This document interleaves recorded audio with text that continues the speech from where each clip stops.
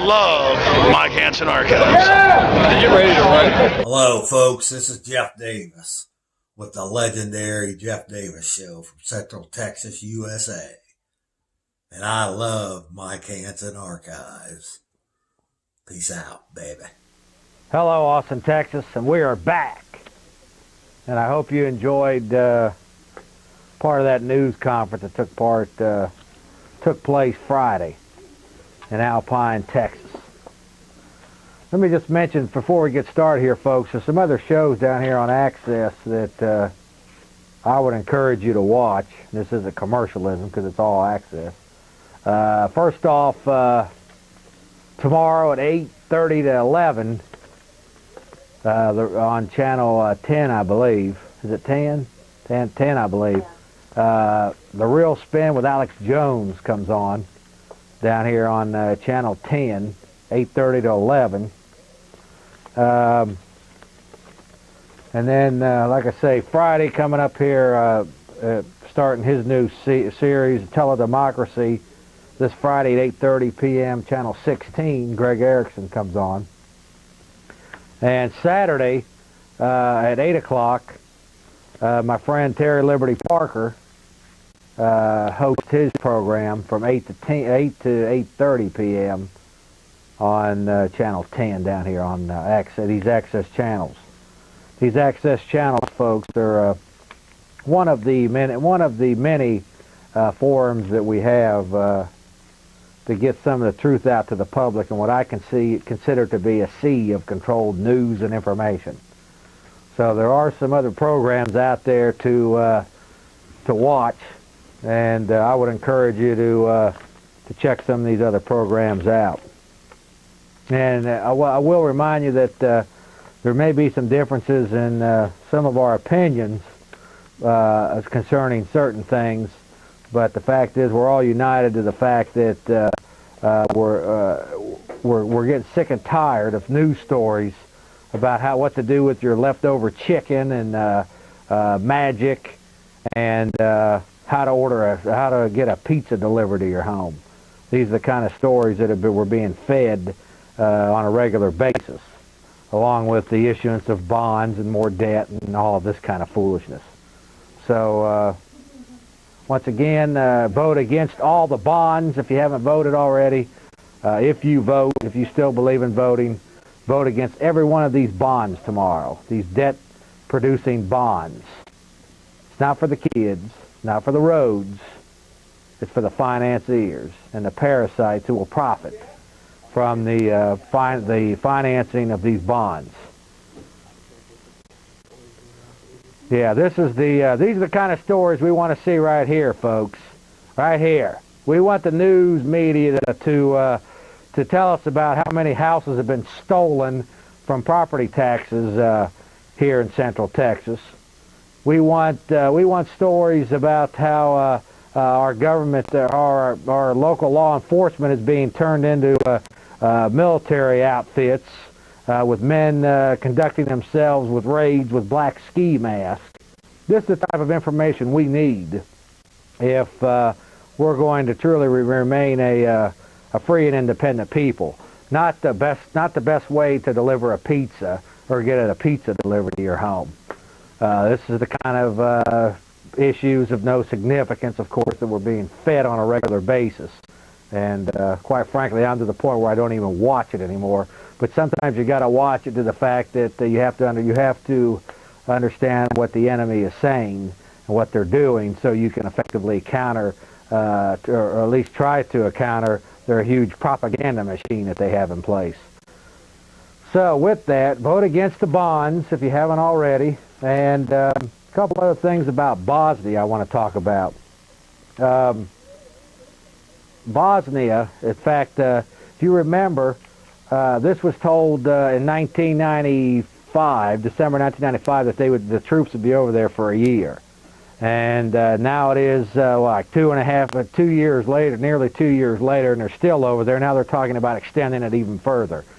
It also appears that Iraq could be in trouble again because of the fact that they are not allowing those loving UN inspectors supposedly to come in and test out their weaponry. So there's a potential here again that another minor skirmish in Iraq could take place. And as far as some of the emissions that I've been hearing coming from the media, just out and out, just ridiculous things.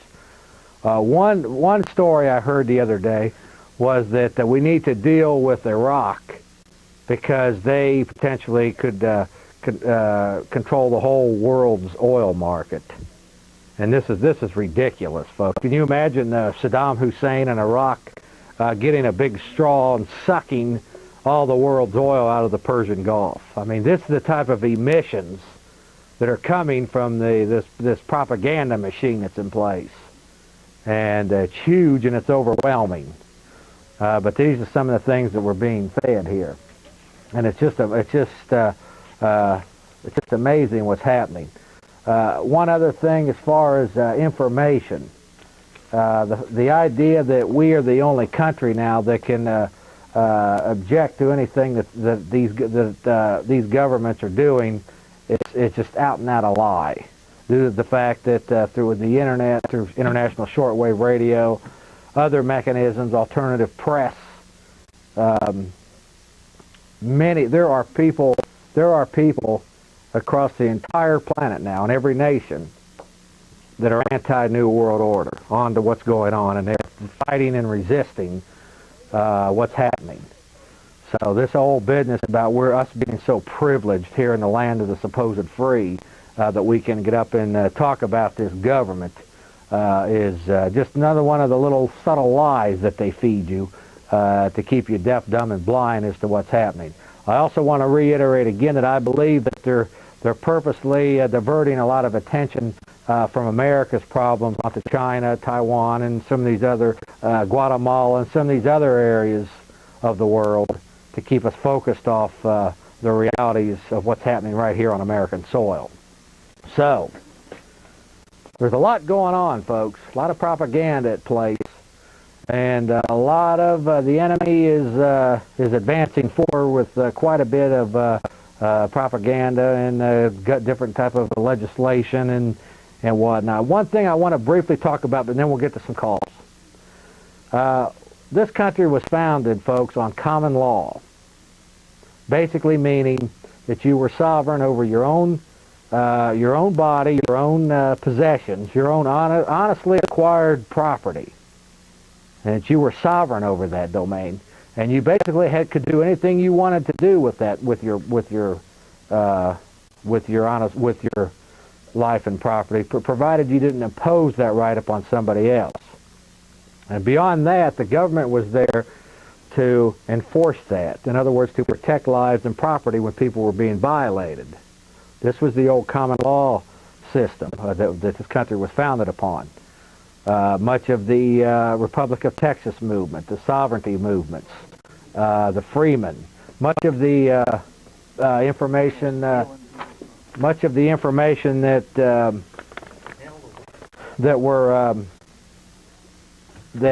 many of these organizations are talking about, and this is the reason why they say these courts with the flags with the fringes, the gold fringes. This is all talking about admiralty law versus common law. And basically what we're caught up in now is a Roman civil law system, where basically the emperors who control this system impose laws, rain laws down upon us, to essentially make us all criminals, to make us criminals of the state, where there's no victim except you have violated some paper law that the state has created, which makes you a criminal and subject to punishment. This is communism, but more importantly, it goes back to the old Roman civil law area that we're caught up in right now. And this, of course, comes down from the world order system and their minions throughout government and whatnot. And this is basically the difference between common law and the Roman civil law that we're caught up in.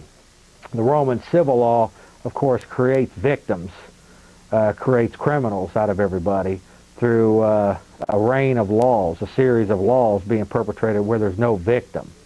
And this is why this is inclusive of, for example, property taxes.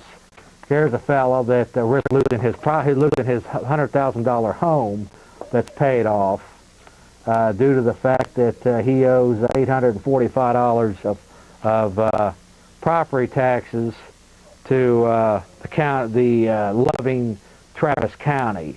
This is part of the economic enslavement that's upon our people today, and you can see that it's from that Loving tax assessor collector, who's just actually just a useful idiot, a minion of the system.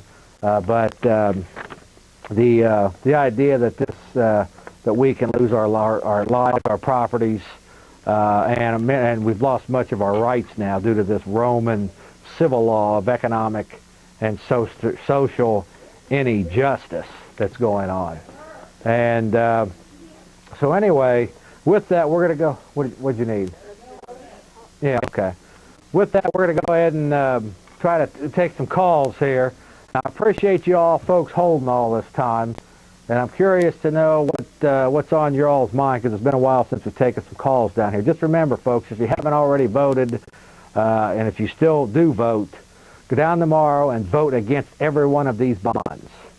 And I expect the bonds to pass. I hope I'm wrong, but the propaganda is so entrenched that this program is not going to be able to counter the investment made in ensuring these bonds pass, meaning the misinformation, the propaganda, and the economic investment in these bonds. With that, let's go to the first call tonight. You're on the Jeff Davis Show. How you doing? Alex, Jeff. Who's that? It's Alex. Alex Jones? Yeah, you got it. Hey, listen, when you were on my other media program this weekend, something you said was absolutely true when you said, Alex, we've got to talk about the fact that we were saying years ago about the black helicopters and the militarization and the federalization of the SWAT teams. And people would call us nuts, call us crazy, even though police would tell me this. We see the police cars putting the infrared vision on top of their vehicles. We see all this happening. And then I played and you played clips of the Lair News Hour, the 23rd of last month, where it openly showed black helicopters, and it said, yes, the local police departments are now under federal control. They are for surveillance of the population. It's wonderful, and it showed on the radio saying it's great. And then your point of bonds is very well taken. Do not vote for any of these bonds, because there'll only be another bond election and another bond election. All this money goes back to Boston, New York, or Beijing, or Germany, or Britain. It's a local way to fight the conspiracy. You got it. Yeah. And plus, you know, when I went to high school, we had empty rooms here in Austin, Texas. I mean, you know, that's what's going on. But the Friday's paper, last Friday's paper, in the life section said, if you don't pass the bonds, the front page in that section, this little girl, Jenny or whatever her name was, we talked about on the radio. Probably had a picture of her. Yeah, it showed a picture of her catching the ball, and it said, if you don't, she won't get a new baseball field because they're building a prison on that land. Oh, yeah, isn't it so loving? We got to do it for the kids, don't we? I mean, how do people allow just the same? And, you know, you're right. I went down on Halloween, and I fell into the partying atmosphere. Everybody does it. And I'm not asking people to only care about the New World Order. But for God's sake, some good self-preservation would lead us to care about losing our individual rights. You bet. Man, I mean, it's just, if people don't see it now, they're down on them. In fact, that same Friday, there was another article, and then I'll get off, and it talks about how wonderful Boogie Nights is, you know, a movie about the porno industry, and I'm sure that's entertaining. And then below it, they had another article, and it said that Richard Gere's film about China and them having the rights, that it was a big flop and stupid, and it said, China's not bad, and this is what it essentially said. It said China would not have allowed OJ to get off with their military tribunals. What's bad with that? So now you've got our paper openly in the movie section. See, this propaganda, like you say, comes real insidiously in entertainment. You know, people who say they don't care about news and don't have an opinion, they have opinions because they're being programmed subliminally, continually everywhere. Reduped repeatedly. Yes, it's just continual, like you say, shock treatment, Yeah. continue. And they don't even know that their minds are being manipulated. Yes, it's a group psychology. And I say to people out there, I'm not some saint. I'm not telling you to come follow me. Jeff's not saying come follow us. But, you know, we're getting a lot of people down there at that open to the public free seminar. And a lot of people are coming in, and it's starting to crack. All races, very conservative, very liberal. Libertarians, you name it, very clean-cut, nice people with nose rings, you name it. Real diversity. And you're not a racist. I'm not a racist. We know what's going on. Doesn't mean that we're perfect. And, you know, that's what people's argument is. Okay, well, you're not perfect, so we're not going to follow you. Well, you know, I'm sorry, I'm not Jesus Christ, and I don't think you are either. And if they want to keep following this global slave system, be my guest. But I mean, I saw a story today, Jeff. Well, it comes down to this. I'm not even concerned anymore about people who just continually stay duped, and they like it. They like to be duped. It's enjoyable for them. A lot of people won't even take 3 hours of their whole life to investigate what people like us are saying to prove us wrong. Well, they'd rather just dismiss it, go back into denial. Stick their head back in the And if you ask me, their children and their grandchildren could potentially curse them. Pay a very significant sacrifice because of this. And I also want to say this: the minions that are perpetrating this on us, they're very much expendable in all of this, and that's the thing they don't understand. Yes, it's these enforcers, these cannon fodder. They're going to have to lose their lives enforcing the New World Order. But the last thing I want to say is they already have. Look at Vietnam. Look at Korea. I saw something in the news. They already have. Take Levi Strauss that makes Levi's jeans and other things. They are the original patent holders on denim. They make the vest. They are popular all over the world, but they are shutting down fully a third of their plants because their CEOs are patriots and are trying to keep their production here in America. They're going to have to move all their production now, starting with a third of it offshore, like the people that own Lee and Wrangler and all the other big producers. Because, and even the news said it, that because of foreign labor. But then they said, and then the next ad was for something, everything is global. And you know what? This big climate treaty that Gorsuch is signed to reduce our fossil fuel consumption, it's not global. Only America has to follow it. It's a deindustrialization plan. We're under attack. What they're doing is they're playing nation against nation. They're doing this nation against nation business. And I believe that's what this China and all of these diversions are right now. But anyway, Alex, let me move on here. Tell us when your show's on tomorrow. Well, listen, Jeff, I appreciate the time, and, you know, we've had our differences. Tell me when your show's on tomorrow. I think we're ironing those things out. Tomorrow night, it starts at 8:30 and goes up past 10, and that's Exposing Corruption and Exposing Mass Media Together. And tonight, I'm going to be on Robert Smith's show at 11. That's going to be an entertainment show that I don't think people are going to want to miss. So, Jeff, okay, what channel's that? What channel is that? Channel 16. I'm on tomorrow night at Channel 10. Okay, the one tonight at 11:16. Yes. If people tune in tomorrow night at 8:30, I'm going to show the UN flag burning where you are again at the step of the south side of the Capitol. Oh, I love that. Oh, you did a damn good job. That made my heart, set my heart joyous when I set that baby on fire. Well, I enjoyed burning that other one. Yes, sir. Well, Jeff, you take care, buddy. God bless you, brother. Bye. All right, next caller, you're on air. Appreciate Alex calling in. Next caller. Yeah, Jeff. Yes, sir. I was watching Council of Foreign Relations. I taped it for 58 minutes. They didn't say anything, but they had a University of Texas professor, Walt Rostow, R-O-S-T-O-W. He said three things that alarmed me. First, he said that the tragedy moving into the 21st century is depopulation of the planet except for Africa. And number two, he said, we need to do away with the League of Nations and the United Nations. And Ted Koppel asked, did I hear you wrong or did I misinterpret it? You said we need to get rid of the League of Nations and the United Nations. And he said, yes, you know. Let me ask you, where did you see this? I got it on tape. It's on C-SPAN. That could have been a very watered-down version. And he said, what we need now is something stronger than the UN. Since we moved into a new world economy. Oh, really? So yeah. We need to get rid of the current... Go ahead. I'll let you go ahead. Yeah, I'm going to save that tape for you. And another thing that bothered me is, did you see that tape on those California sheriffs spraying those pepper spray in those people's eyes? No, I didn't. I Tell got us that on about tape that. for you. Tell us about that.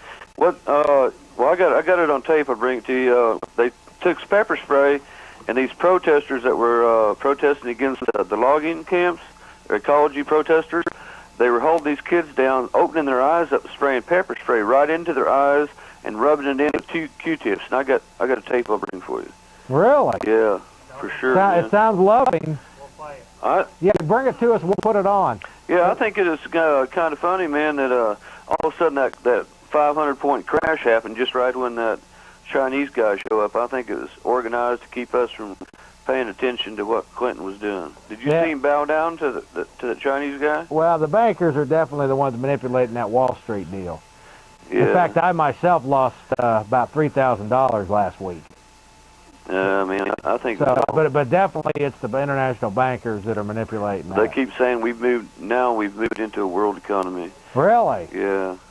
Can you get us a copy of that? I got it, but yeah.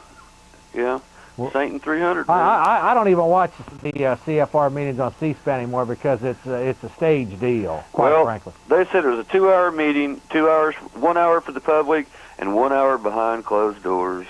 Yeah. So you're right. Yeah, I think the. Yeah, go ahead. Yeah, he will. Yeah, can you hang on the line there and talk to one of the producers back there? Sure. What's your name? I'm Pat. Okay, Pat. Satan 300. Remember that? The which one? I'll tell you later. Okay. That's good. You gotta stay on the line, Pat. All right. So they can talk to you. Okay. We're virtually out of time here. Let's go ahead and take another caller here real quick. Hello? Hi, sir. How you doing, Jeff? Good, and you? Yeah, I'm doing fine, man. Listen, this is Jim, and I was interested on your House Bill 2901. Can you go over that again? Okay. What do you know anything about it? Man, I did not hear a thing about this. This is total new. Well, I've been hearing it for a while. House Bill 2901. It's by Hochberg.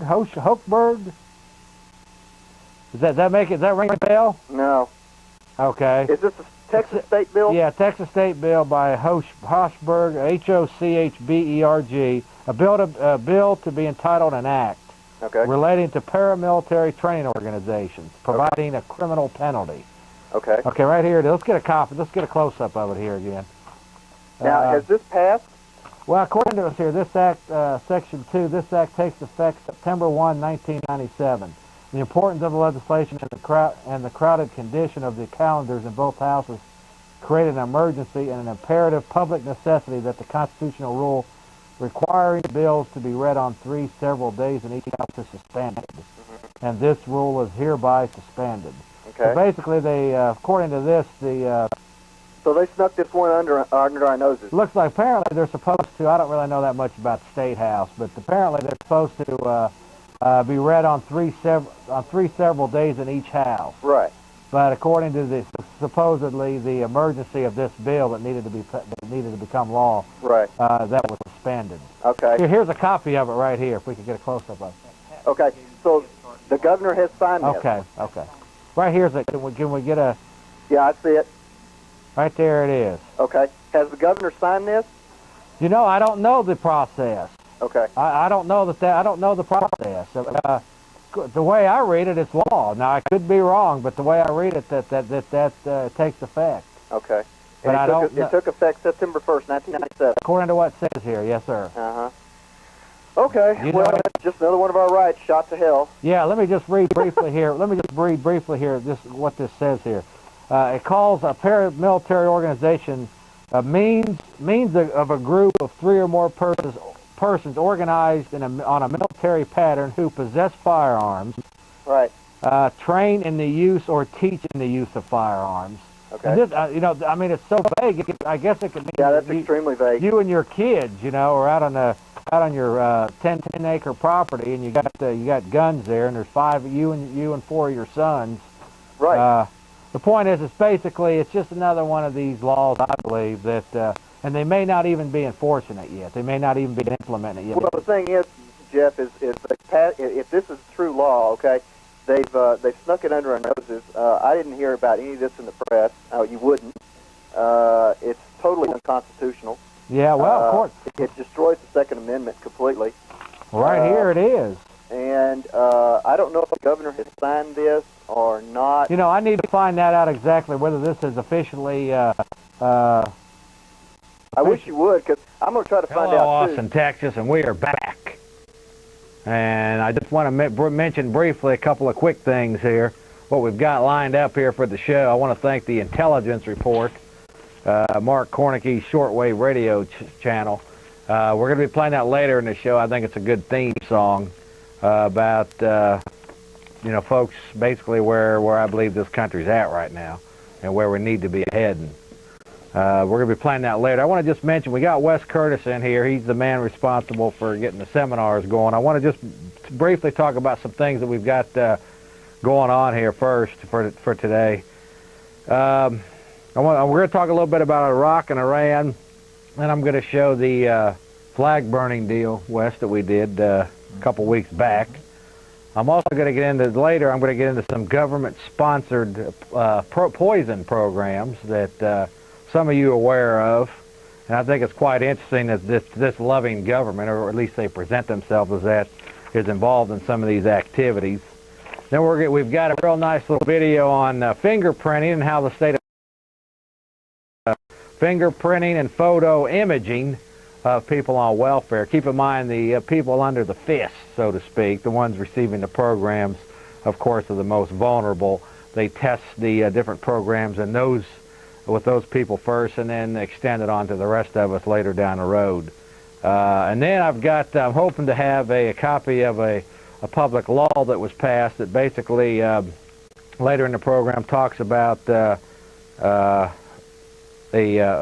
Department of Transportation document, public law. Now it's in the Federal Register, that basically uses a Social Security number to tie everything, all of us together through the highway system, and requires requires blood and urine testing. And this is basically the states need to comply with these mandates or they don't get their federal funding. So we have a lot of things to talk about here. Later on, maybe we'll take some calls, and if time, we'll get into some solutions that we see going on. But I wanted to introduce first to the Jeff Davis show here tonight, a man that I think is doing some excellent work. He has come on board here in this movement here in Austin probably about 7-8 months back, at least as far as maybe a year back. Wes Curtis. Wes, welcome to the Jeff Davis show. Thanks for having me on, Jeff. Tell us a little bit about these. Now we can't call to action. I should have mentioned that. That's we right. can't. Okay, but basically, tell us a little bit about these seminars we've been having. You've been putting on. Well, we're going into our 6th month now. Six months of these things, and the momentum is carrying to where we've got several projects working. We've got counting the Waco Remembrance that you and I are working on. Okay, we've got 1, 2, 3, 4, 5. We've got six projects that are working, and the momentum is carrying. And I think I was telling you over the phone today that I think from what we've got going, we've got something that's going to be getting some national attention here just pretty quick. Oh yeah, yeah. And the momentum that everybody's, all the people that are involved in this, and we're up to 13 volunteers now that are into this thing. 97 people last month. And that's just the ones that signed in. That's right. That's right. So we've got people that are coming in and they're going. They're pretty excited. It's a pretty good show. It's a pretty good show. We've got you there, and all the other guys that are there. You want me to talk about some of the other projects that we've got going in the future? Well, you can, but basically to tie it all up, we've got a lot of different radio gigs going on right. now. We've got just many different things. People are stepping forward and taking a leadership role in many of these different areas where I might not be good at, or you might not be good at, but other people are using their skills now. Well, it's all of us putting in something that we all have a talent in doing. Like my deal is putting the seminars together and kind of providing a space for everybody to speak. You as a radio and television host is able to provide their part. Alex and Greg and Terry and Galen and everybody has something that they contribute on a regular basis. Than the regular speakers, we're up to 2 featured speakers this month. We've got George Humphreys, who's going to be here, 2-time ex-council member. Okay, and then we've got also because the momentum was carrying so well on with Larry Hare and the IRS thing, we decided to do that again this month. So we've got anyone who was not able to be there last month, be there this month, because this is something he's got a very interesting program. Go on this thing. Excuse me. Let me get that thing off. He's actually got a call coming in here, folks. Okay. But there's a lot of things. I think it's safe to say, Wes, that we've got something going on here in Central Texas that it's going to be hard to stop now. Well, I think it really does. You and I were talking out on the phone. I think it's going to rival some of the other activities that's going on in the other states. And you talked about the militia of Montana. Michigan militia, Montana. They've got quite a few things going, have been for a while, but I definitely believe we're competition right now. If we can get it up to like you say, the goals are state level. Deal. And the thing that I want to do, Jeff, is RE in Texas are putting together some videos for us from the seminars, and they're going to be up. They're going to be up this month, so they're going to be seeing. People are going to be able to see some of the activities at the seminar. And then what we're going to do is we're going to take that to Dallas, Fort Worth, Houston, San Antonio, and then from there we hope to pull together some other personalities like you and Alex and all the other radio and television personalities, and build a network of people where we can spin out some other seminars in some other cities. So we're going to be able to build quite a few things for everybody. And let me ask you something, Wes. Just why are we all doing this? Well, first off, first thing, we love our country. Yeah. That's the first thing. We love God, and then, of course, we love our family. And then next, we love our country, and we step in the fire and we do something about it. And that's what we're doing. And our liberty is definitely under attack. Under attack. I think we've got to hustle at it, and I think we may have 4 years if we've got that. And we need to hustle. And anyone that's out there right now, if you've got any suspicions whatsoever that there's a problem, you need to step up and do something. And there's something that can be done with you and your show. What's going on? There's activity that can be done out there. Yeah, people need to get excited. I have talked to some national people who, quite frankly, now you and I both basically have agreed that we're not going to get much help from the reality impaired media. I like that. Okay. However, we can. We can do this thing without them. In fact, we are doing it. We're doing this with, you're doing this with International Shortwave. We're doing this with Pirate Radio. Okay, we're also out there on micro several broadcasting radio. Micro broadcasting. And we've got newsletters that are going out. We've got we've got banners going up. We've got all kinds of things where we're not concerned about mainstream media. Yeah. And we just have to face up to that. We're not going to get any help out of it. And what interest they're going to have is they're going to be painting things different from what's really going on here. So I think the best strategy is just ignore them as they ignore us. And move on, move forward with our own deal. Keep moving on. And the internet too. We're going to be on the internet. You're on the internet right now. So we're networking with several groups across the country, and some people are going to be paying attention. What do you think about this show down here? Isn't this a fantastic outfit? Listen, you have one of the best crews I've seen putting this thing together. I think the best. I think the best. Look at that. Isn't that fantastic? So tell us what's coming up this month. Now, what date is that? Okay, this is going to be the 30th of this month. Last Sunday is always the last Sunday, 2 to 6. The theme this month is going to be secret societies. So you're going to talk a little bit about secret societies, Freemasonry, some of that. And George Humphreys is going to tie a lot of that together, along with some of the local stuff and what have you. So that part will be good. And we're going to tie together the IRS and inflating the economy and stripping the middle class of all the money. That sounds like a winner. So yes. And Power Pack month. This has got to be a good one. So that'll be coming up on the 30th. You say 30th. The 30th this month, and then of course on February 22nd is the one that. I mean, they're all special to me, but, I stood up so long and so hard for what happened in Waco, Texas, that it's very special to me to when the Davidians come to town. So That'll be coming up on the 22nd, but we can build up a heck of a lot of momentum before that. Well, that's what we're doing with the flyers and the outreach. Every place that I go, every place that I'm invited to come to talk about it, I do my very best to promote and pump up everything that we're doing. And that's one of the items that I always talk about, is giving the Branch Davidians a chance to say they're part of this thing.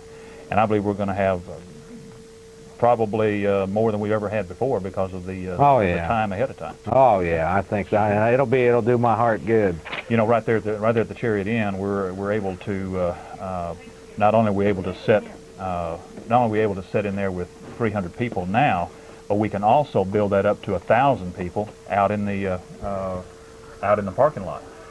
They've agreed. I'm under contract there with them for a year, so I'm able to now take that momentum that we're able to carry and build that to an audience of about 1,000 people, and I think we're going to be able to do it. Some of the other things too that we're doing is we've got. I'm going to do some stuff on the West Mall. Go ahead. I'm going to do some stuff on the West Mall. In other words, I'm going to put all of you guys, you and Alex and everybody, in front of about 200 students there on the West Mall. I believe I've got a sponsor. You have to have a student sponsor to put us out there, but I think we can do that. And if we can get the weather right and what have you, I think that's going to be a very positive thing for us. Well, Wes, I want to just first off, we've got a lot of things to move on here too. Okay. I want to just say to you, my friend, that it took me, you know, like most people who contact me, it takes several months for me generally to take people seriously. Mm-hmm. And from what I've seen your operation and what you're trying to do with this movement, you know, you're someone that's doing some damn good work. Well, we're serious about what we're doing. and quite important to our country. Well, it's beyond that. I mean, it's you're talking about survival of our children at this point. Certainly is. So this is a good guy, folks, from at least from everything that I've seen him do. And I want to just let you go ahead, Wes, before we're going to get to the this UN flag burning that we all were. You must talk about the flag burning problem. Okay, go ahead. We'll bring up a caller real quick. Can you turn over that box there to where I can see it, Linda? Thank you. All right, we'll go ahead and try a quick call. You're on the air. Hello? Hello? Are you with us? Jeff Davis. What's going on, brother? Jeff Davis, this is Mitch Bell here. Yes, sir. How you doing, I man? just called to tell you that you were... Oh, you were online on the TV earlier on Channel 24, and they had basically talking about the new domestic terrorism bill, and lo and behold, they had brought up the Republic of Texas and some militia of Montana stuff, and along came Jeff Davis, and they were talking about us being a communication center apparently for this movement or insurgency here in Central Texas, and I thought that just fit in nicely with the conversation you were having earlier. Well, I didn't see it, so I don't know what you're referring to, Mitch. Oh, well, you're on the big time, so I just thought that your face is now going to be bannered about the screen when they're talking about these things, and I just was telling Mike because he'd expressed some interest in that earlier. Well, I think that's exciting. I've told you months before what we intend to do with this show down here, and that is that we have a goal by I'd say by 1990, the end of 1998, 99, that we want to be on all the government lists that they have, and at the top of the list. Yeah. You know, we talked about that. Yeah. So Well, I think you're in the top 25 now. Well, they're going to give you a rating now. that suits me just fine. If the truth is that damaging these days, and that makes you such a wicked devil, then I mean, that's the same thing they did to Christ, man. The world murdered Christ. Mm-hmm. All the disciples, all the apostles had very terrible fates fall upon them. So we can expect nothing less for the people, the truth sayers of today's time. Well, they pick you out as a name, and I think that's the first thing, is once they start drawing attention to you also and casting you in a negative light with McLaren, the guys that just get sent to jail, and then the next thing you know, they start talking about something else in relation to your name, and you have to be real careful, though, with that. I actually consider it a compliment, Mitch. Sure, I know. Hey, you guys are doing a great job, and God bless you, and I'll talk to you later. God bless you, brother. Okay. You really are enemy of the slave masters, aren't you? I'm an enemy of the slave masters, baby. Yeah, buddy. Enemy of the slave masters. Yes, sir. Wes, go ahead, give us a quick rundown, you will, of what we got, you know, the rundown for actually this month, right? That's right. This month, we've got, of course, we've got Alex Jones is going to be there. We've got Terry Parker is going to be there. We've got Greg Erickson's going to be there. You're going to speak. You're going to speak there just prior to George. We're going to have George Humphreys there. We're going to have Larry Hare. We're going to have Galen Ross there. It's a very, very powerful month. Very powerful month for everyone. Anyone that's there, I'm sure they'll be back there again. So I look for us to be up to 150 people this time. Maybe even more than that. Maybe even more than that. Okay, can we put up the slate real quick before Wes gets on out of here? And that's coming up here on. We'll have you on again just that week before the deal comes down. Good deal. There it is, folks. This is the 6th month, right? 6 months. Okay. 6 months on them. Every month, the last Sunday of every month. And with that, I want to just give you maybe a closing statement, Wes, if you would, on.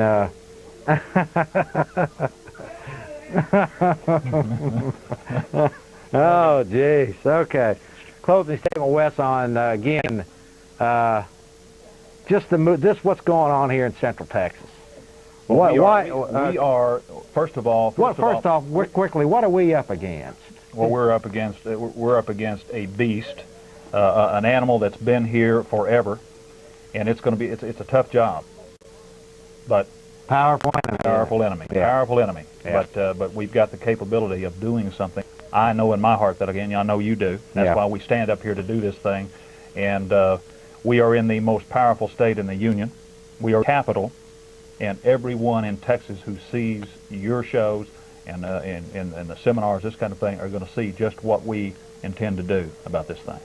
And that's stand in the fire and speak out and educate people about what's going on, build a voice, and get something done with this thing.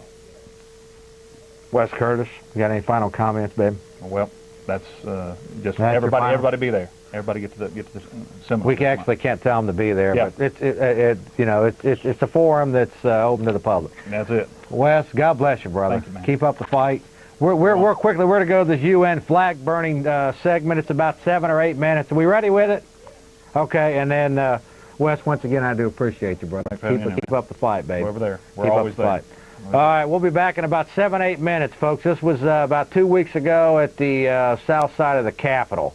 I was speaking about it was the 50. You love that. You love that. Oh, I love that. I love it. Burn that bugger to the Yes, I do. UN flag burning ceremony. God bless you. We'll be back, folks. Talking here is Alex Jones, KJFK, and Channel 10. What time is it? Channel 10 Tuesday night. Channel 10 Tuesday night. One of the other speakers we have here is Greg Erickson. He's been talking to you a little bit here earlier. We're going to have Mitch Bell talking to you today. And here in a moment we're going to have Jeff Davis. Let me turn everything over to Jeff Davis at the moment. Jeff? Is it ready to rock, baby? Ready to rock. Oh, what a beautiful day this is out here. Hey, get you going, man. It really is a beautiful day. Yeah. Particularly to burn this son of a bitch. I've been wanting to do this for a long time, folks. And do the fire codes and whatnot. I was hesitant. But finally, somebody had enough guts to say, we're going to burn this sucker. We're going to burn that baby, and I'm going to be part of setting this baby on fire. Yeah. Let me just briefly here talk to you all. First off, I appreciate everybody coming out. It's a beautiful day here. It's Friday afternoon. And my name is Jeff Davis. And what I want to say about the United States, first off, you have to understand that the enemies of information, you see none of them are out here that I can see. Quite frankly, I don't care. The enemies of information want you to believe that the United Nations is a good operation. I was just happened to be reading today, well, actually I don't read it, but I actually saw this, somebody pointed this out to me, the UN story here, in the Austin Un-American Statesman. Can't hear you, Jim. Austin Un-American Statesman. It says right here, folks, Britain and U.S. score UN points on Iraq. Basically, the gist of it is the Security Council agreed Thursday to threaten Iraq with new sanctions, giving the U.S. and Britain a diplomatic victory, but at the cost of considerable damage to international solidarity against Saddam Hussein. Basically what this is, but let me just give you a little brief history of the United Nations. First off, the Federal Reserve Act, which some of these other speakers have been talking about here today, was passed in 1913. That gave our currency money system over to international bankers, preferably the Bank of England, the Rothschild banking industry of Europe. 1914, of course, the 16th Amendment, the federal income tax was imposed on us. And since that time, we have been enslaved to a system of fiat money where we are forced and controlled to give our money and our property and our possessions to these international gang of criminals. In 1919, the Congress approved what was called, joined in with an organization called the League of Nations. This was a preamble to world government. The League of Nations was the start of an international arm that will control, basically through, will be one arm of the control for these one worlders. These, the Habsburgs and the Rothschilds and the Rockefellers. This is a familiar story with most of us here. Due to the patriots that were in Congress at the time, the League of Nations was abolished in 1937. But the one worlders just kept coming. In 1946, they passed, the Congress got us involved in this new system, new arm of world government, the United Nations.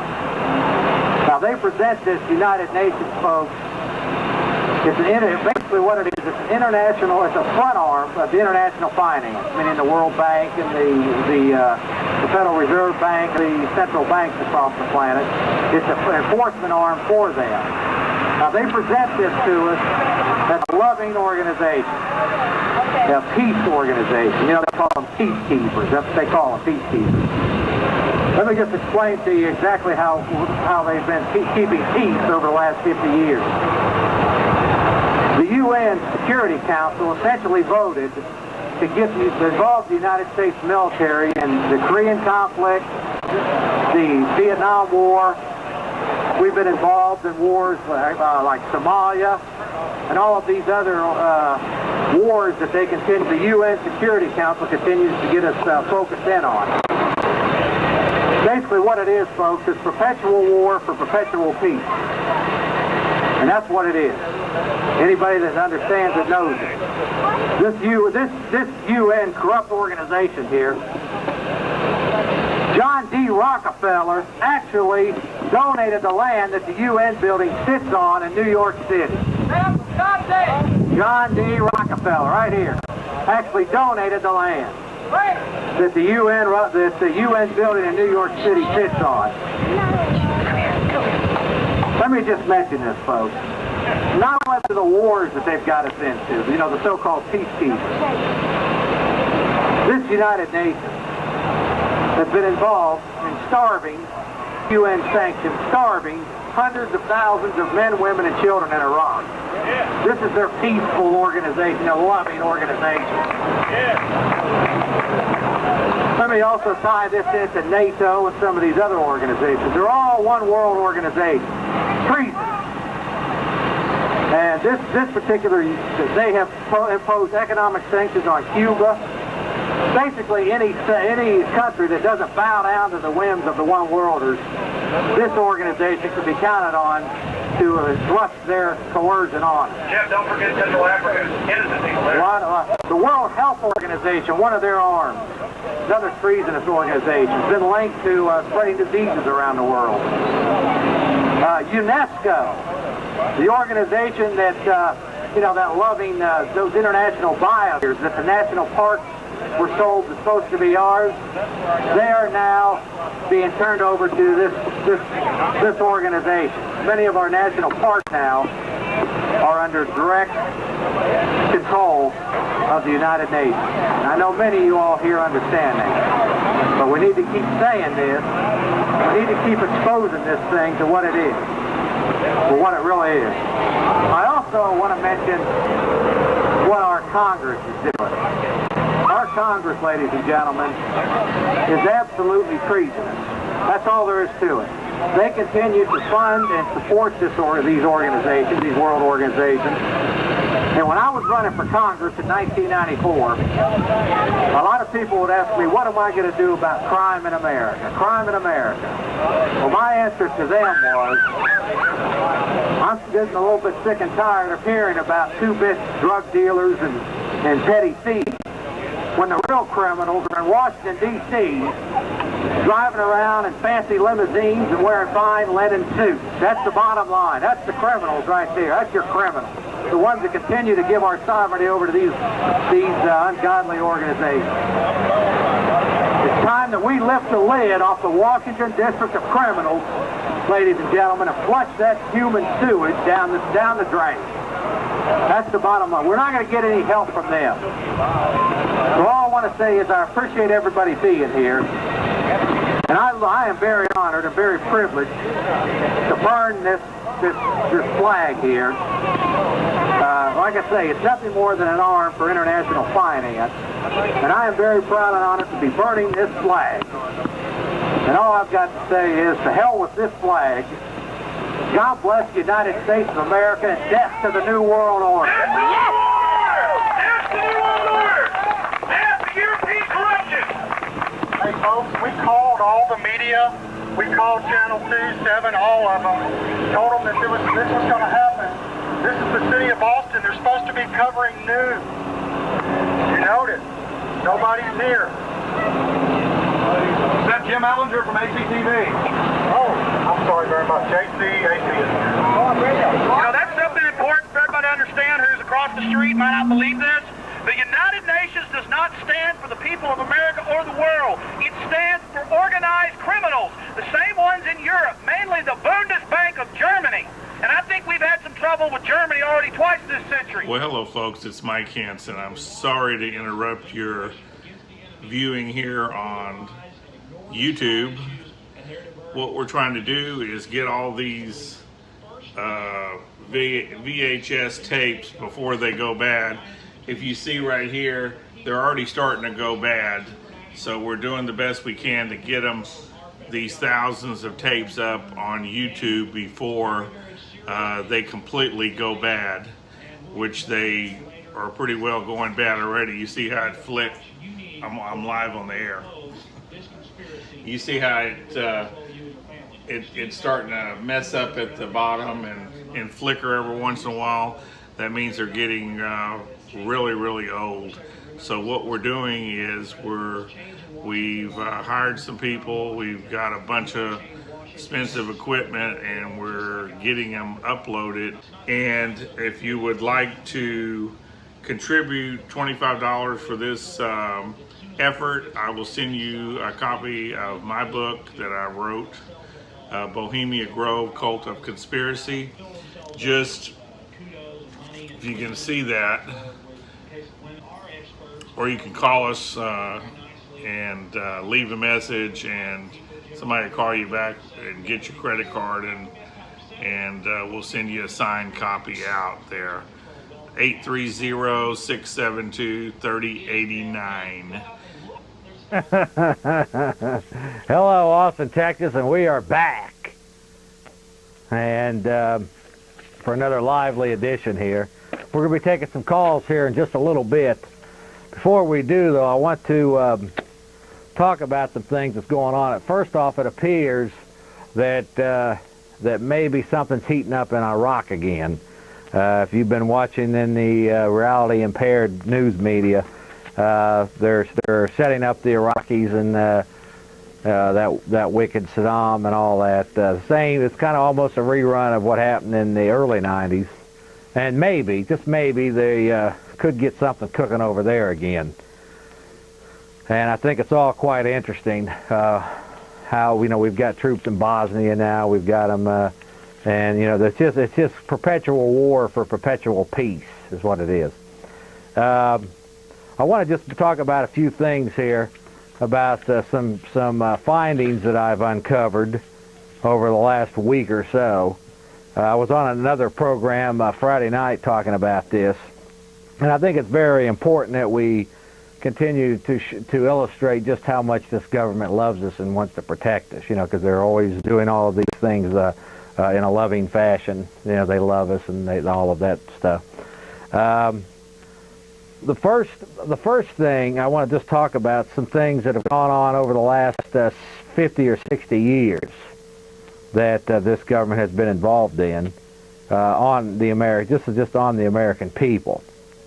Back in the 40s, for example, there was nearly 150,000 U.S. soldiers, U.S. veterans, that were subjected to mustard gas. And this went on and on. No healing, nothing happened for a long time. And basically 150,000 of our young men and women were subjected to mustard gas. And of course this is a toxin that causes many different types of diseases and whatnot. Moving right along here, we've got the latest incident. Right there is actually CS gas that U.S. Army troops are subjected to. Now this is supposedly for preparing our soldiers to go fight in foreign useless wars. So they subject them to that, as which I did. In fact, when I was in the military, I went through that chamber. And to get us used to what possibly could come down the pike. One of the latest, well, I could move on here by years way. In Tuskegee, Alabama, for example, back in the 40s and 50s, there was at least 412 black men infected through governmental programs with syphilis.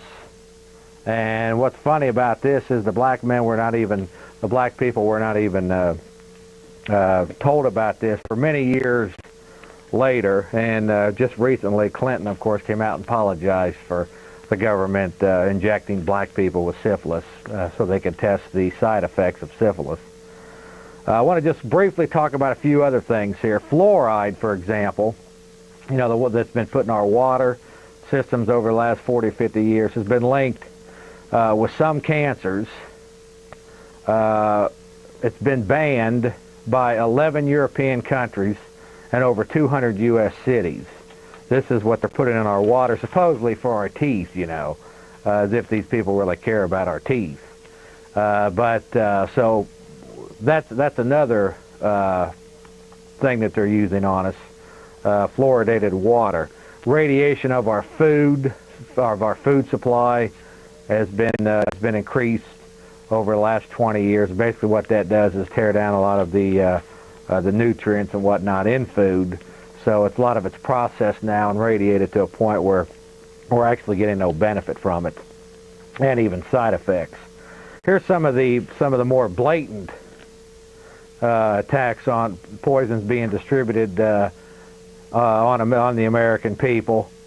Is malathion. Now, malathion is a toxin that it's a toxic chemical, and the EPA uses it. So does the Department of Agriculture use it as a pesticide to spray the foods and the various plants and the foods that we eat, that the farmers and particularly the corporate farms manufacture their food on. It's also been used down in the Everglades. Many of the cities use malathion supposedly to kill and control mosquito populations. And this has been going on now for a long time. In fact, when I was up in Ohio this 6 months ago, they were actually spraying malathion in the streets, supposedly to kill the mosquitoes. And unfortunately, though, much of it, safe to say, is getting indoctrinated into the American people. Another one is another chemical being exploited on the American people is something called aspartame. Now, aspartame, which is used in NutraSweet, is linked with Down syndrome and many immune type diseases. Basically, the aspartame, like I say, it's a NutraSweet. It was a tool used by the Nazis to create a docile population. Like I say, it's also been linked to many types of diseases. There's a movement, in fact, right now in this country to get aspartame out of some of our beverages. So these things are all government. And then, of course, probably the most known is the Agent Orange situation in Vietnam, and more recently, the Gulf War syndrome, where it's estimated estimated 7,000 of our U.S. troops have died from the Gulf War illness, and another 200,000 are sick from it. So these are some of the repercussions of this government, protecting us. Loving, protective government, doing the best they can to protect us.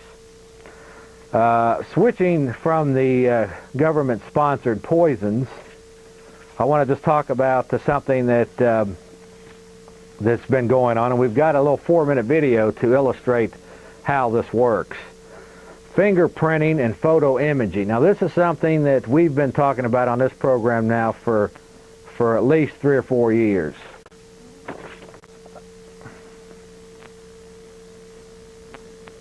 Okay, I made a misstatement. They didn't inject the black people with syphilis.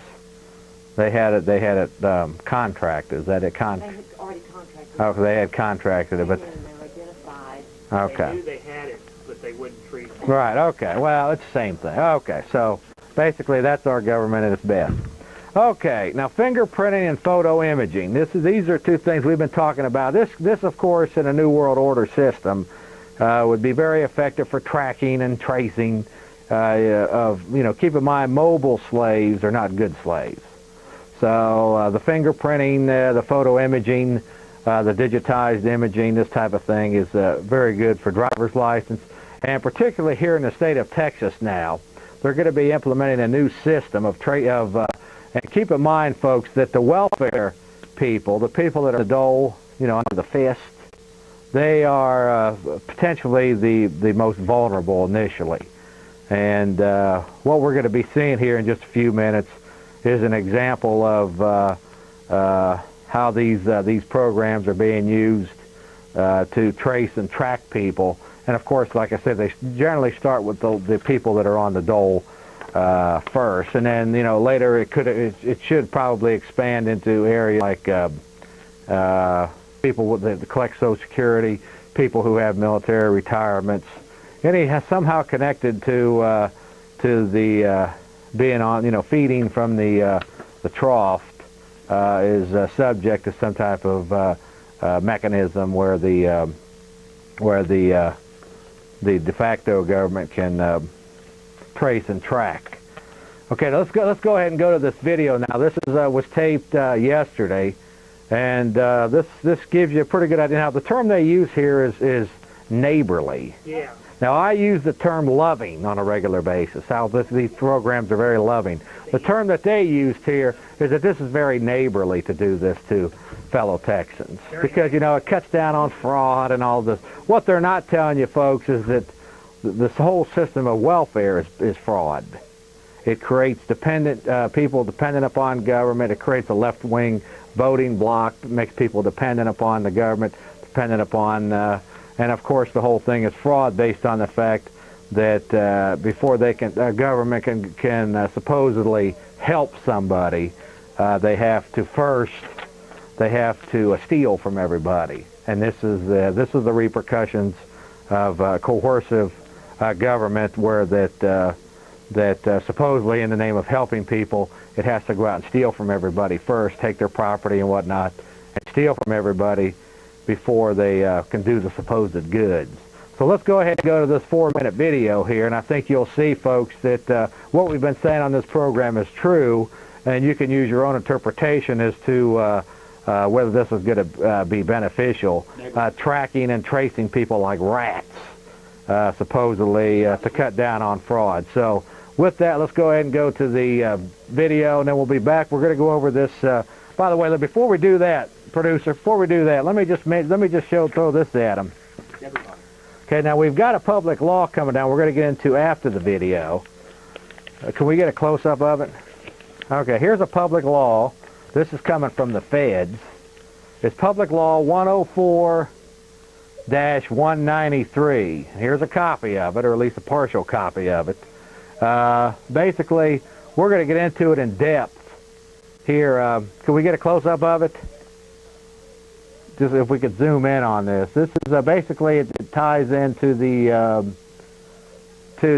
Department of Transportation, the Federal Department of Transportation, and basically it says to the states, if you want to keep your federal funding for highway projects, you have to meet the majority of these mandates. And some of these mandates in here are quite loving and or neighborly, as this next video that we're fixing to present shows. You've got to tell them, though, it's not just for welfare people. We'll get to that. Okay, with that, let's go ahead and go to the video, and then we'll be back to talk about this Public Law 104-193 that's already it's in the Federal Register, and we'll get into some of the finer points of it, and we'll talk about how neighborly it is for all of us. So with that, let's go ahead and go to the video. You ready with the video? Okay. We'll be right back, folks.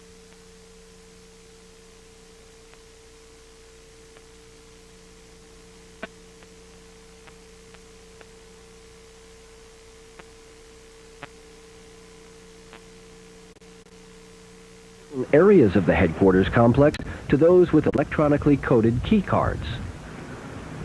In the spring of 1995, the Texas legislature gave legal force to the idea of controlling access to public benefits with biometric technology.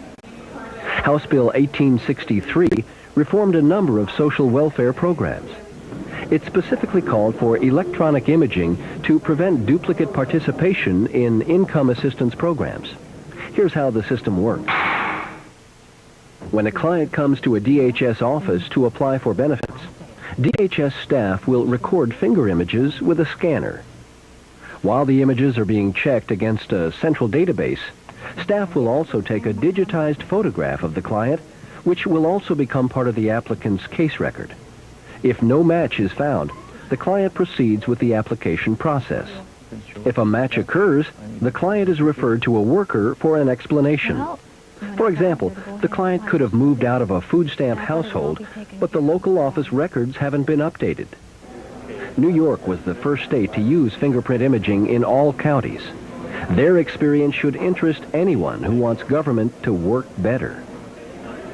New York officials said finger imaging was an important factor in the welfare reform package that reduced its general assistance rolls by some 90,000 people. The integrity of the system was enhanced, and everybody knew it. According to New York's research, AFDC and general assistance clients overwhelmingly approved finger imaging. They felt it would be helpful in deterring fraud. Other states using or experimenting with fingerprint imaging in public assistance programs include Connecticut, Massachusetts, California, New Jersey, Illinois, and Pennsylvania. Similar programs are spreading in Europe.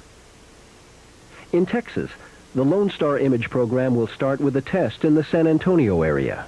The contractor for the test will be North American Morpho Systems of Tacoma, Washington, the same company that runs New York's successful finger imaging program. DHS will report the results of the pilot project to the 75th Texas Legislature. If the test is successful, the system is expected to expand statewide within a year. Polls have consistently shown that Texans want to help truly needy people through hard times. But they insist on strict accountability. These feelings are shared by the staff at DHS. We know in heartbreaking detail the hardships and the struggles of the people receiving public assistance.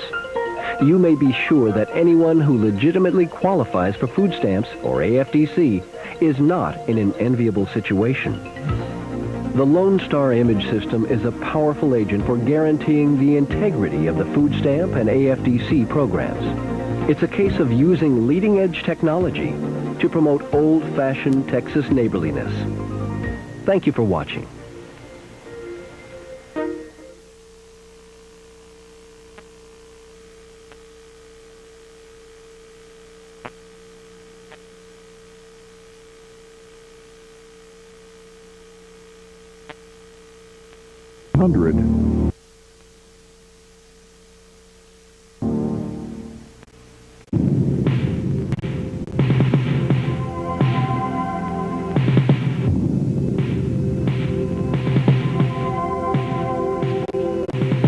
I had a dream the other night that, well, I didn't understand.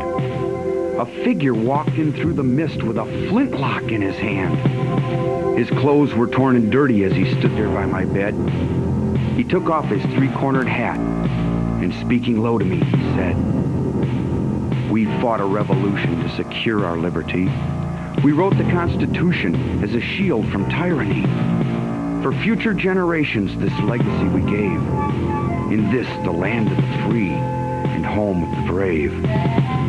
The freedoms we secured for you, we hoped you'd always keep.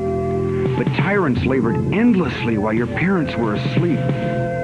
Your freedom's gone, your courage lost. You're no more than a slave. In this, the land of the free and home of the brave. You buy permits to travel and permits to own a gun. Permits to start a business or to build a place for one.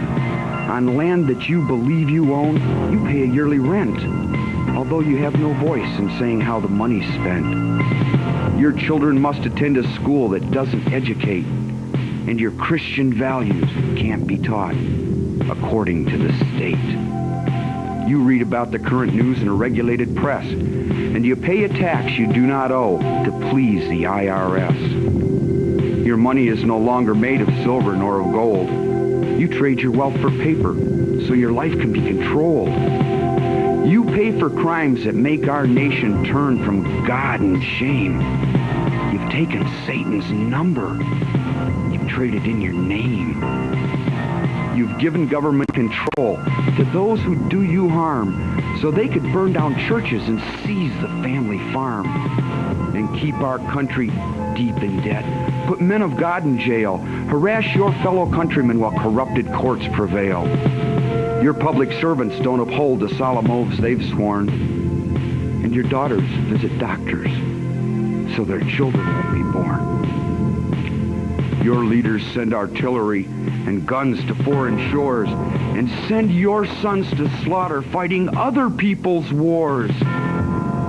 Can you regain the freedoms for which we fought and died?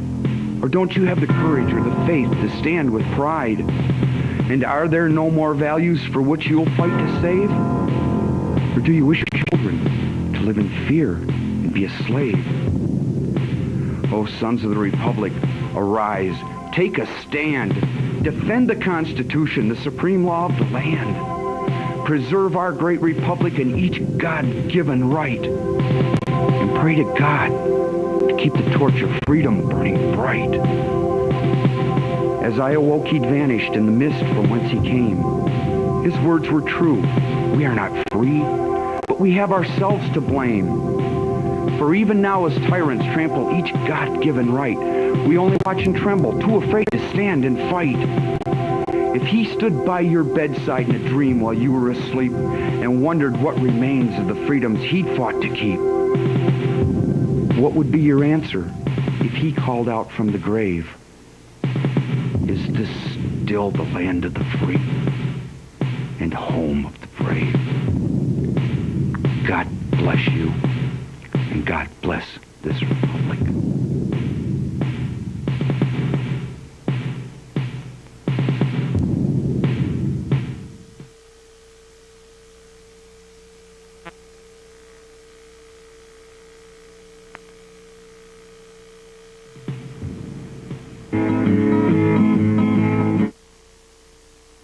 It's a case of using leading-edge technology to promote old-fashioned Texas neighborliness. Thank you for watching.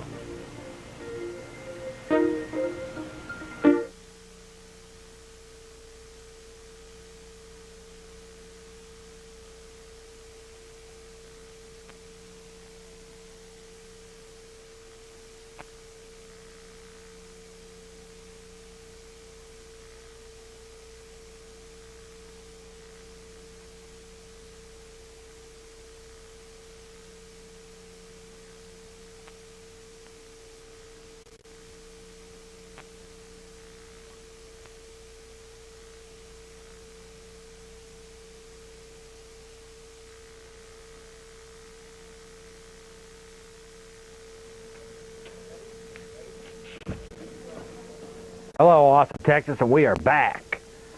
And I hope you enjoyed that little piece. I want to just briefly talk, before we get to some calls here, folks, we do want to take some calls here for just a moment here. It's been a while, and we've got so much to cover here. That's what's going on with us. I want to just mention, now I want to get into briefly this Public Law 104-193. It's basically called, let me get here, this act may be cited as the Personal Responsibility and Work Opportunity Reconciliation Act of 1996. And it's so loving. All right, here's a copy, or at least a partial copy of it. If we get a close-up of this, I would appreciate it. We did earlier, but I wanted for people just maybe tuning in now. Here's a copy of Public Law 104-193, and right here's a copy of it. This is a partial copy of it, and it's entitled, that's good enough, Linda. It's entitled, now let's see, that's good enough. It's entitled the Personal Responsibility and Work Opportunity Reconciliation Act of 1996. Basically, this read here, there's some of these sub-paragraphs.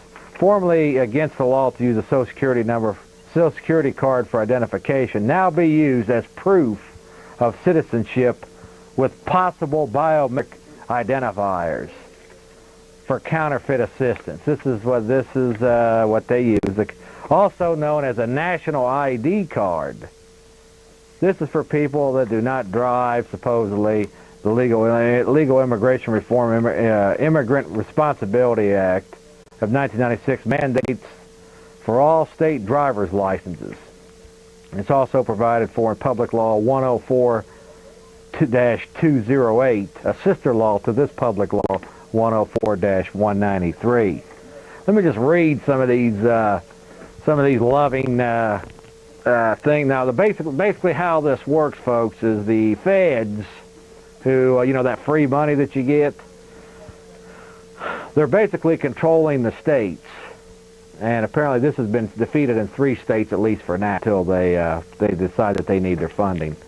But basically the way this works is the feds dictate down to the states that either they follow these prescribed mandates, or they do not receive their funding for federal highways in their state. So it's going to be hard to, you know, cut off the hand the hand that's feeding you, so to speak. So I imagine that we can look for most of the states to quickly start implementing these mandates so they can receive their federal funding. Okay, just a couple of things real quick here. For example, here's section 311. If we can get some close-ups on these, I'd appreciate it. Can we do that? Or okay, section 311 of this loving act. Basically, it's called the State Case Registry, and personal information to be shared on multiple state and national databases. Massive state and federal databases to exchange and share information. Employers to become involuntary servants and financial agents of the state and federal governments. This is, I think the phrasing may have been changed in the writing of this. However, essentially this is what it amounts to. Here's Section 313. This goes on and on and on, so I can only just read a few of them here. But all new employees to be databased with nationwide multiple agency sharing of personal information. Employers to provide your information to state databases. Employee information to be shared with national database. Employers must report within 20 days after hiring anyone twice each month. Felony conspiracy charges for employers not reporting. These are some of the things that the employers are subject to. Here's enforcement of support orders. Section 369, for example. Right here again. Right here's a copy of it. We've got it right here, folks, if you would care to look. Section 369 talks about your driver's license, business license, recreational license, hunting, fishing, etc., and other license can be suspended or withheld for overdue payments or failing to respond or comply with subpoenas or warrants. So in other words, folks, if you have an outdated parking ticket or speeding ticket or something like this, once this program is implemented on a national level, you risk the threat of getting one of your licenses suspended. It's also loving, don't you know? Neighborly. It's neighborly. That's the new term now down here, neighbor. This is also neighborly. Okay, the international support enforcement. Let's see, it goes on and on here. I'm just picking out some of the higher particulars. Collection and use of Social Security numbers for use in child support enforcement. Can we get a close-up of this? This is in Section 317. All applicants for professional licenses, occupational, driver's, and marriage licenses to include Social Security numbers, formerly illegal and an invasion of privacy under the Privacy Act of 1974, the United States, the USC Code Title 5, Section 552A. But now makes it, this will now make it illegal for them to suspend licenses. Remember, keep in mind, licenses is not rights. Never, I have never read in the Constitution anything about a bill of licenses or a bill of privileges, and this is what they're replacing our rights with, and that is they're replacing our rights with licenses and privileges. So now you can pretty well say that the Bill of Rights now is a bill of licenses and a bill of privileges. It's all it's neighborly. Let's see here. Keep moving on here to some of this stuff. It just goes on and on. It's like 346 pages of this stuff. But basically, what they're using is the Social Security number, which in fact, when it was first implemented, was supposed to be voluntary, the Social Security system, and it was told to us at the time that it would never be used for anything other than Social Security. We now see that they've lied to us on that front. Let's see. It just goes on and on and on here. Just so many things here. How they're going to. Oh, here one that's particularly interesting is that one that I saw. Yeah, I'm going to get to that. One that was particularly interesting was right here. This is again. It's from the same bill. It's from the same Department of Transportation, National Highway Traffic Safety Administration, discretionary planning grants to support the demonstration and evaluation of pre-driver licensure drug testing programs. And this is going to be enforced by the National Highway Traffic Safety Administration. You know, that neighborly organization. It's going to take good care of us. Action requires announcement of the availability of funds and request for grant applications to support planning for the demonstration and evaluation of pre-driver licensure drug testing programs. Now, just go here to say the National Highway Traffic Safety Administration, NHTSA, announces the availability of federal funds to support the planning. Already read all that. Depending on availability of funds, up to $2 million will be made available for planning grants. The planning grant solicited by this announcement will allow interested states to carefully investigate the options and resolve the many complex practical and legal issues associated with developing a pre-driver licensure drug testing program. And basically what it says here, and I'll just go on to the, it has a, can we get a copy of the, here's we get a close-up of this. One of the statements is marijuana is harmful. This is one of the, you know, that drug war. They got to fight this drug war that's going on. It's just so wicked and everything. They don't tell you that they're the ones bringing it in, but they got to do something about the drugs going on in the country here. Marijuana is harmful. Now it goes on to give you a little conditioning information about. That's good enough. Little conditioning information about the. About marijuana and the effects of marijuana. And then it says most states have implied consent laws for drugs under which a driver consents to a chemical test if a law enforcement officer has arrested the driver for or has probable causes to suspect that the driver has committed a drug driving offense. Now with this new public law 104-103, there's going to be an addition to the many of the state programs. Drug testing programs also are conducted in other contexts, such as for state, local, and private employees, high school professional athletes, and individuals who have been incarcerated in prison or who are on parole. If states were to develop drug testing, it goes on and on here. Right here it says, responsible state agency. The state agency will be responsible for administering the drug testing program that must be determined. The program will certainly involve the motor vehicle department inasmuch as it will have to determine that a driver license applicant has taken and passed the required drug test. Applicants to be tested. Now this is where it's all real neighborly. Applicants to be tested. First time driver's license applicants. And basically when it goes on, when you go on to read this, it tells you that it's we're all vulnerable for it, but these are just the preludes to it.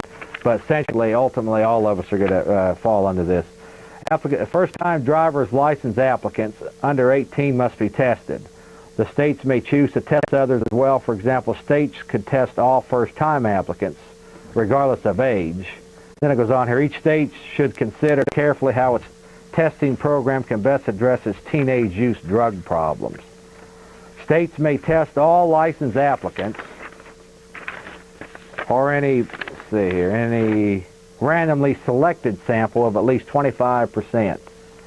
Large states may wish to pilot test the drug testing program in only part of the state. And basically it goes on to tell you it involves things like blood and urine testing, these types of things. So it appears that through this highway funding public law record that much of our bodily liquids may potentially be used in their gather up to see if we can all drive, if we all serve the justification for getting the license to drive the vehicle. So we found that quite interesting. But basically what it amounts to, folks, is tyranny in the making. And right here, tyranny's already been in the making, but this is just another this is generally the way the enemy controls a lot of these cities and states through funding resources at the top. They control the facilities at the top, and then through grants and whatnot, they say to the states, okay, you can go ahead and have all this funding. However, it comes with all these different strings attached. So this is just one example of. You might want to look this up on your own benefit, folks. Public Law 104-193. It's already apparently in the federal. I'm going to show you neighborly how they care from. Okay, Federal Register, and right there it is. There's a copy of it, if you will. Go ahead. Let's go ahead and show this one more time so the people can get the number here. Public Law 104-193, and it's neighborly. We've got a few other clips here we're going to show of neighborliness. that this government is. Now, we've already talked about chemical attacks. We've talked about all different types of things in our food and water system, pesticides, DDT, phony wars that we've been involved in. Here is some more loving footage of what this neighborly government can do for us. There goes a tree up there in Mount Carmel. It got knocked down by one of the tanks. But I mean, there's a lot of neighborly things going on here. And of course, many of you won't be privy to this only unless you watch the Jeff Davis show.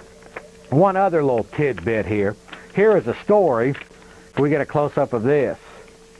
Okay, let's get on with our footage here. We got some. Go ahead and get it set up there. This is some footage of them pushing cars, running over cars and tanks. This is all part of the neighborliness, the the loving sentiment that they have towards us, and this is yeah, it's also loving. Yeah, and so this is really a tremendous it's a tremendous loving system we're in. Okay, now here's this story here. Now this story here the title of it is Amazing Science. Neurons from rat brains fused with chips. Let's see, it's out of the some Fort Worth newspaper. But anyway, it talks about a scary thing about science and technology and medicine these days is that you never know when you're inadvertently bridged the gap between science fiction and reality. Basically, the bottom line is that they're now inserting chips into rats' brains, and the logic for it is that the built-in electrodes are detecting individual firings between the cells. Basically, they're analyzing the. Right now, the research may be able to shed light on how neurons communicate and how memories are made. And this is a story coming out of a Fort Worth newspaper. Interface of computers and yeah. Well, right here is a. Well, this is all loving. This is all neighborly footage right here. Wouldn't you say that's neighborly? Very neighborly actions going on here by the de facto. Oh wait, no, this is the protesters. Oh, that's where they're getting the mace sprayed in their face. They're getting the pepper spray. Pepper spray on Q-tips, and it's being directly applied to their eyes. That's all neighborly. This is all neighborly here, folks. We don't have to worry about nothing here. This is a loving system that we're under. So don't worry about anything. Let's go ahead and show this here. Can we get a close-up of this where these neurons from rat brains fused with chips? Okay, right there it is. There's a copy of. There's a copy of this story that come out of some Fort Worth paper or something. But it was sent to the P.O. box. But anyway, that's an all interesting, loving piece. Also, I want to just briefly say one thing before we get to calls. There has been at least, that I know of, not exaggerating, 3 people this last week who have claimed to have seen these. Can we get a close-up of this? Over Travis County, over Central Texas. Frankly, I thought we had chased them all away for a while, but apparently they're back. Just like the Jeff Davis show, we're at least for now where you come on every Mondays. But apparently these seem to be coming back now around Central Texas, and it's also loving again. Okay, yeah, neighborly, yeah. Okay, with that, we're going to go ahead and try to take a call here real quick or two. We've got about 5 minutes or so before we shut her down. Hello? Jeff. Yes, sir. There's something I need to tell you. I don't know if you know this, but tonight's nightly news. Is this Alex? Yes, it's Alex Jones. What's up, brother? Pretty good. It scares me a little bit. You're now being labeled just like they always label people for a while. as a militia leader. I know you're no member of any militia, and as a Republic of Texas, and I know you're not a member of the Republic of Texas. So, and you and your producer both, they had Mr. Well, I won't tell you Mike's last name. Your producer, who wants to stay anonymous, they deliberately put him on, which is and they've slandered him. KVUE 24, who talks about how wonderful the UN is, and this is pretty scary. It's loving. What do you mean? It's neighborly. What do you mean? Why is well, I don't know. I mean, it's great how you show them spraying the mace in those environmentalist eyes and rubbing it in, torturing them on site. I've shown them breaking pro-life protesters' arms. I think the so-called liberals out there better wake up that they're expendable too. They're having mace rubbed in their eyes, having their wrist broken for peaceably assembling like Mahatma Gandhi or somebody. But what's funny is even the people doing the spraying are expendable. That's right. Yeah, of course, they're all cannon fodder for global thugs. And isn't that it? Man, listen, so much has happened in the last month. They're admitting black helicopters are real. I've seen them swarming around town. I don't even want to tell people what I saw when I drove over to your house the other day. It just sounds too ridiculous. I mean, this stuff just goes on. And now, that piece that your producer taped, I wish y'all had played it the way the state talks about it, because I don't think people got it. It kept saying, neighborly fingerprinting with electronic and digital computers. Neighborly. And they're making us think it's for welfare recipients. I got news for you. The laws that I brought up here to you, which can be gotten from the Federal Register. Yeah. In fact, it's not really a law. It's kind of a rook that they call it a law. It's kind of a con. Really what it is, Jeff, is Clinton just ordered 92 that thumb scanning would start. By 93, Texas did it. There's one of those imaginary black helicopters that Lair NewsHour now admits is real. It is for everybody. The thumb scanning, the urine and blood testing. The thumb scanning is already being done. It's been going on since 93. They're starting the urine and blood testing in the next year or so if states want their highway funds. This is real. This is on the public law, and no one's talking. The news isn't talking, and because you're bringing this forward, I'm bringing this forward, you are now being labeled as a militia leader. They are demonizing you in the press. Just be careful, Jeff. I know you don't have a firearm. I know you have a couple of deadly chihuahuas. But still, you're evil, you're dangerous, and I think they're going to be coming after you soon. And I didn't used to believe all this stuff, but you got the news. There it is, Lair NewsHour, 23rd of September, admitting all this. I'm worried about Wes Curtis. I'm worried about all of us. People, it's time to rise up peaceably and start just shooting our mouths off. Everybody, back these suckers down. I got people signing up here at Access Television, left and right, who are going to become producers. If they get rid of us, there'll be a new wave. We're getting on talk radio. I'm probably going daily soon on the radio. It's just a flood. They're not going to stop it. They're turning up the heat, and we see it. And I commend you. I have to admit this. Me and you've had our differences in a lot of things, but Jeff, I used to think you were full of it on a few points because I couldn't accept how fascist this country was. Yeah. I thought it was a bias or something like that. Now I find out we are in a full-scale slave state, and it is loving, and it is neighborly, and that's what they're calling it. And truthfully, it's a bunch of greedy thugs that are wanting to stomp our brains out. It's actually a silent war going on. Hey, when's your show, brother? Tomorrow night, 8:30. Am I still scheduled for part of it? Yes, I'd like to get you. I'm playing 3 different pieces tomorrow. People not getting their Social Security money. People not. I mean, just myriads of things. Tomorrow night, I'm going to talk about how some of these so-called televangelists are ripping people off. It's still going on. I'm going to play that, but I'd like to have you on for 45 minutes or so tomorrow night, probably after about 9 o'clock or so, I hope you'll co-host with me. And what time is that, Alex? It's 8:30 tomorrow night on Channel 10. And anybody out there that doubts this, stick in your head, it's kind of like you said, Jeff, the new bird for America shouldn't be the eagle. It should be a ostrich with its head stuck in the sand. Yeah. I'm telling you, these people out here, they don't get any power by ignoring this. You don't get power over evil by ignoring it. You get power over evil by standing up to it, even if it runs you over flat. And then by example, others will stand up. They can't stop the human spirit. And I'm telling you, something hardcore is coming up. I mean, they're going to start urine and blood testing. They're fixing to have this big UN meeting this month in Kyoto, Japan, to restrict our fossil fuels, but nobody else has to follow it. And the UN's closing down our parks, Yosemite. They got UN signs up. Nobody's talking about it. Well, wait a minute. No, not nobody. Oh, we're talking about Not nobody. That's right. We'll let the let the people delve themselves in foolishness and folly. But as long as we have a program down here, we're going to be talking about wickedness, baby, in high places. You got it. Well, the scary part is though they're already starting to now paint you in the media, and it's slander, Jeff. I saw the newscast on KVUE 24. It's the nightly news, and there was tens of thousands of people watching, and they said you're a militia leader. they said that your producer, who has a couple kids and a nice wife and has some vicious Labrador retrievers I've seen petting, giving bones to chew on. He's just very, very dangerous. I actually didn't see it. Really don't know anything about it, so I'm not even worried about it. Well, Jeff, look, that still don't mean that the fight is not going on. Well, Jeff, they didn't like us burning their precious UN flag on UN Celebration Day. Oh, well, that's just too bad now, isn't it? They didn't appreciate that. Yeah, well.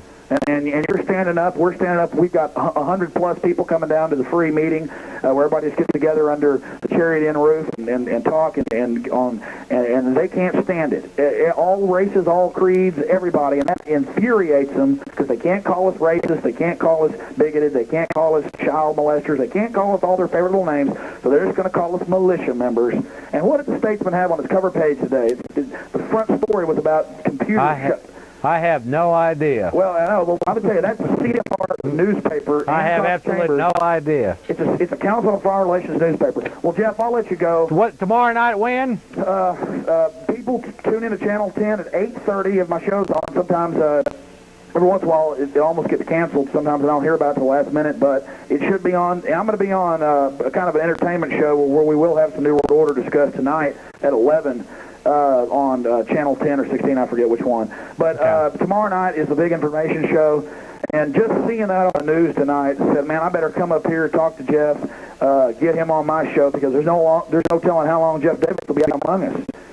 Trump up a few charges, come grab you, say that your chihuahuas are deadly attack dogs. And this is why I've always been told by people that the more people you surround yourself by, the better you are. So. Well, you got it, Jeff. And I'll tell you, I know what the charge is going to be when they come get you. It's going to be you were keeping deadly attack demon dogs that weigh at least 1.5 pounds apiece. Out at the Davis compound. Yeah, at the Davis compound. Take care, Jeff. God bless you, brother. And listen, to everybody out there, if they just check out, and we're allowed to give websites, it's Atlanta, it's www.atlantainfoguide. Yeah, we're not allowed to do that. Yeah, I don't think we are. I don't think we are, producer. Well, your show's not. I guess Alex, let's just hold off on that because I don't want to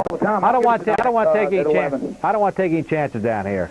All right. Well, let's just put it this way then. If you check are we allowed to talk about federal laws? I guess that's commercialism too, isn't it?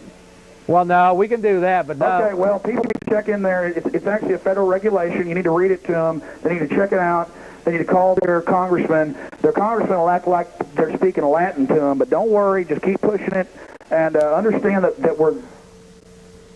Hello? We can't say call. Okay, yeah, we can't do that, Alex. I'm sorry.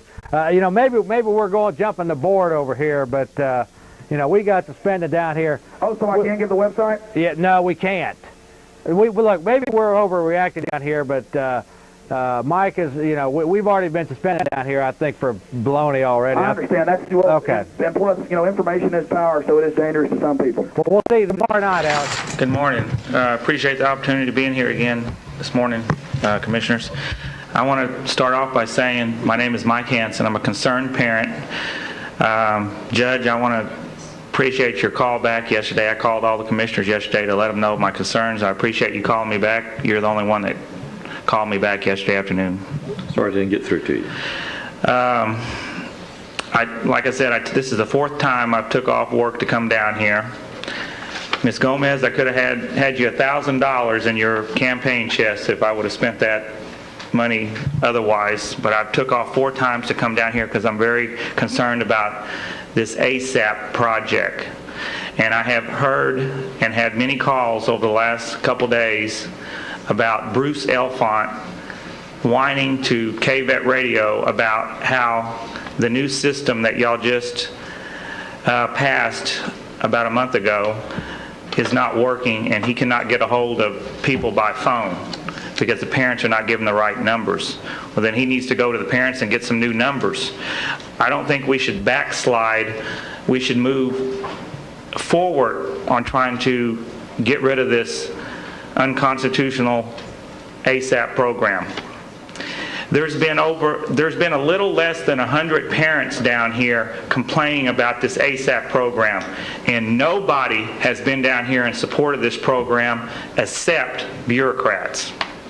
Let me just say that again. No parents have been down here that I've seen on the replays on Commissioner's Court for ASAP.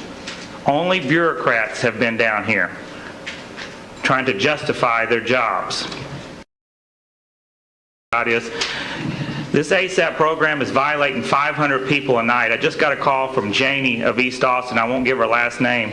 They went to her house at 9:30 at night, beating on her door, and also sent her a letter threatening $500 fines. Also, a couple of weeks ago, one of the bureaucrats got up here and said that they were not going to put this program on. Which one of y'all do Lake Travis? Is that What do you mean? Karen? What do you mean? Parks. Which commissioner does Lake Travis? The north side or the south side? I'm the north side of Lake Travis. Okay. She's the One of the bureaucrats got up here and said that they weren't going to put this program into Lake Travis because Lake Travis people wouldn't put up with them violating them like that. Now, why are y'all violating? Why are these constables in the commissioner's court violating the people in East Austin and South Austin? That's a question that needs to be answered. We don't want to be violated either. I just have two more things. KVET Radio and KJFK Radio has been requesting a debate, a friendly debate between Steve Lang, which has the information on the statistics, and one of the constables. Nobody will agree to this. And I think that the parents and the people of Travis County should have the opportunity to hear a debate on this subject. And I just want to bring this up, Judge. Can I bring this up? Yeah, your time's expired, but do. Well, I took off. Okay. Quickly. But I just want y'all to look at this, pass this around one of the commissioners' court. This, I gave Ms. Gomez the last time I was here a copy of the letter I sent Rocky, not to trespass on my property again. Somebody has received it at the Precinct 4, Constables, 2201 Post Road, 102. And I can't read the signature, Judge. Can you verify that somebody did receive that? No, sir. Can't read it. Your time's Can't up. read it? Your time's up, Mike. We need to move along. Don't. Thank you very much. Okay, so nobody will verify that somebody received this notarized letter. Can you verify that? You can't read it. Okay, nobody can read it. Thank you very much. Thank you, Judge. Good morning. Good morning. Hello, I'm Steve Lane here with the Freedom Report. I want to welcome you this evening. We're going to be talking about the ASAP program. For those of you who don't know, the ASAP program is short for the Absent Students Assistance Project. It's a program here in Travis County where Travis County constables have been hired through an interlocal agreement from Austin Independent School District and Del Valley, at least for the Del Valley 9th graders, to handle school attendance problems. That in and of itself is not a violation of Texas state law, but as we have demonstrated so many times before, the way that the program is implemented is a clear violation of Texas state law and of your constitutionally protected rights. The program works like this. If your child is absent from school in such a way that it may be an unexcused absence, or at least appear to be an unexcused absence, the school sends out a county constable to your house between the hours of 6:30 p.m. and 9:30 p.m. at night. Now, these visits that are made between 6:30 and 9:30 p.m. at night, and that's using their own documentation, are made oftentimes to the homes of people such as this. This is a person, we're standing in front of the home of a person who was violated by this program. As you can see, the house is surrounded on all sides by a 6-foot chain link fence. As you noticed from the tape earlier, there are signs all over the chain link fence clearly indicating no trespassing. Now, the United States Supreme Court has upheld the notion that it is a violation of law to go onto another person's property without their permission. This law has been upheld to apply to law enforcement officials as well. The only way they can come onto your property without your permission is if there aren't clearly marked no trespassing signs, if they're in sort of a common area, if they have a summons, a lawful summons to court or some other lawful process, a warrant, or if there's some exigent circumstances, that is, the house is on fire, they hear gunshots, they smell gas, things of that nature. That would allow them to come onto your property without your permission.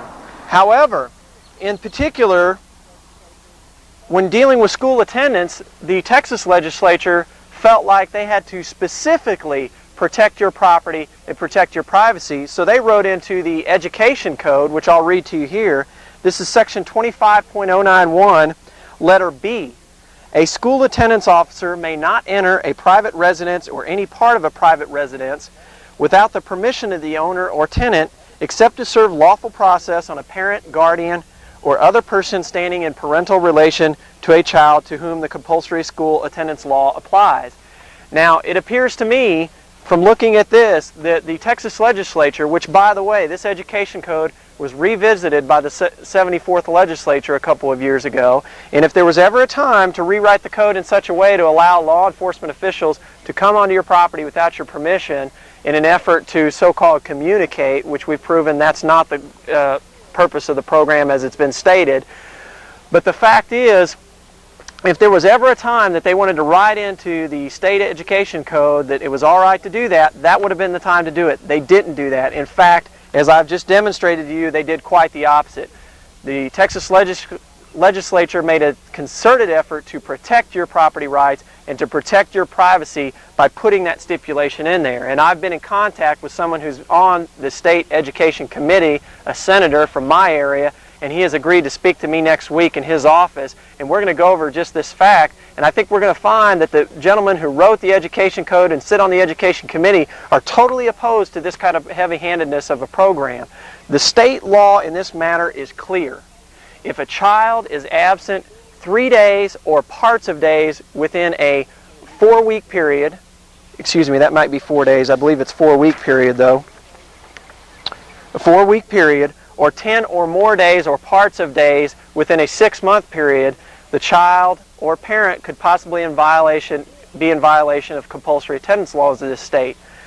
If it is found that the child or parent is possibly in violation of the compulsory attendance laws, the state law outlines specifically what is to take place. And that is, number one, if it seems that there might be a violation, the school is supposed to issue a letter sending that letter to the parent saying you might be in violation of compulsory attendance laws, your child might be in violation of compulsory attendance laws, we demand that you comply immediately. If the parent or child continues to fail to comply with the law, then the state has the ability, law enforcement has the ability to go down and file against you in either your municipality, JP court, whatever the appropriate authority is to report you. Then they can get a lawful summons, summoning you to a trial, a pretrial hearing, etc., etc. Then a constable has every right to come to your home and walk past no trespassing signs in order to serve you a lawful process. Or they might even be able to obtain a warrant at that point if they go before a judge of appropriate jurisdiction and ask and convince the judge that a warrant would be necessary. At that point, they're allowed to be out there. And that's what I personally have advocated all along. Follow the existing law. They're kind of bracketing in this little pseudo-law, making you believe that this is completely lawful for them to send constables to your home without your permission. And that is just not the case. The simple fact is the state legislature carefully outlined what is to take place in the event that a child or a parent looks like they might be in violation of the compulsory attendance laws. And the simple fact is the county of Travis is not obeying the Texas state law. They are violating people every night. In fact, they're violating this law upwards of 450 times a night, and that's using their own documentation. Now, I've always worked in the construction trade, and in construction it's always easier to tear something down than it is to build it. Building things requires intelligence. So what would I have you do, or what do I suggest be done about the ASAP program? It's very easy to tear down the ASAP program. I always say a bad cause seldom fails to betray itself. And in this case, ASAP, a bad cause, has done a very good job of betraying itself. But what do we do? What do I offer as an alternative? I say make the program voluntary. How would this work exactly? It's actually quite simple. When you enroll your child into school, you would be given documentation describing the ASAP program, saying we send constables, they wear badges, they wear guns, uniforms, police cars, the whole routine. It basically would be propaganda, but that's fine. They're making an effort to sell their ASAP program, and that's important. If the ASAP program is voluntary, it'll constantly have to change and update itself to fit the needs of those who use the program. It puts a little competition in there. If it's just forced upon you, they can do whatever they want with it, and you're just going to have to take it. If it's made voluntary, they're going to do the types of things it takes to get the support of the people whom it affects. But what would happen is after you read this document describing it, you could sign on the dotted line saying, yes, I want to be part of the ASAP program. If my child is absent from school, I want a constable out at my house that night between 6:30 and 9:30 at night. Because you might be a parent who feels like they need that little extra something to help their kids get to school. My wife, when I first met her, she was a single parent. I know how hard it can be to be a single parent. There are people out there who feel the need to have this, and I say, great, give them that choice, empower them, let them have the ability to say, yes, I want this constable out there. But likewise, there are a lot of people that quite frankly don't need this program. Using their own statistics, Bruce Elfand himself said it recently in some budget talks, only 18% of first-time visits do they actually end up at a home where a child had an unexcused absence. That means 82% of their first-time visits, they end up at a house where the child was either in school, had an excusable absence, whatever the case may be. And the soundbite I always used is 82% of ASAP visits are a 100% waste of time. The key is, the law is not made voluntary in that case, as some people have tried to spin, in particular Judge Alshire. There's nothing voluntary about the law. What's voluntary is your participation in the ASAP program. That's how I'd like to see this work. Now, let's get into some of the other problems surrounding the ASAP program. Number one, we have been told ad nauseum in Commissioners Court by the commissioners and by ASAP bureaucrats and people at the Criminal Justice Planning Department, the department that heads up the ASAP program, that ASAP is not about arresting children or arresting parents. They're not out there threatening people or doing things like that. What they have said the program is about is increasing communication between schools and parents. Now, this is an admirable, worthwhile goal. I've just been against the idea that the person used for communication is a constable. This could be done with a private individual. We're going to go to a clip right now to show you Kevin Miskell going out of his way to say that the ASAP program is not about arresting parents or children. It's all about notifying a parent that their child was absent from school that day. Let's take a look.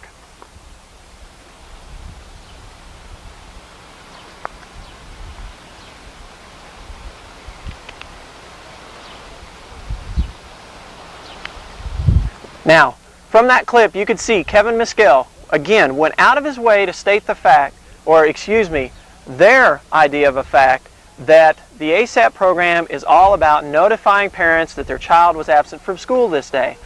There's nothing wrong with that. That is a fantastic idea. It's a horrible idea to send a county constable out with a badge and a gun to do that. Now, the simple fact is, that's not what this program is about. Now, I made a very broad open records request back in March of 1998, leading up to the March 24th Commissioners Court meeting where they looked at reviewing the ASAP program and making some minor changes. Now, the reason I made such a broad open records request is Roger Martinez of the Criminal Justice Planning Department and Dinah Dinwiddie had been very forthcoming with information. I had been making requests, making phone calls saying, Roger, can you fax me this statistic, or Miss Dinwiddie, can you send me this, or whatever. And they were very, very cooperative. The problem was I started using that information to expose the layer upon layer of onion-like corruption that surrounds this program. Now, after this started taking place, I made a request of Roger Martinez, and he got very upset with me over the telephone and said, Steve, we're doing nothing wrong here. We're not violating the law. Look, if you want to make requests like this, you're going to have to do it in writing, and we'll respond back to you via mail as quickly as we can.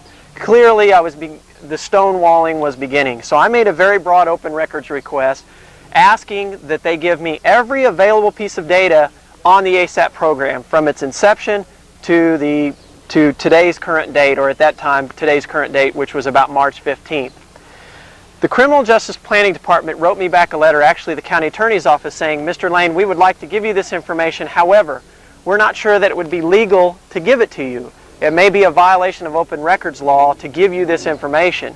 So what we're going to do is turn it over to the State Attorney General's office, let them issue a letter ruling deciding whether or not you can be allowed access to this information.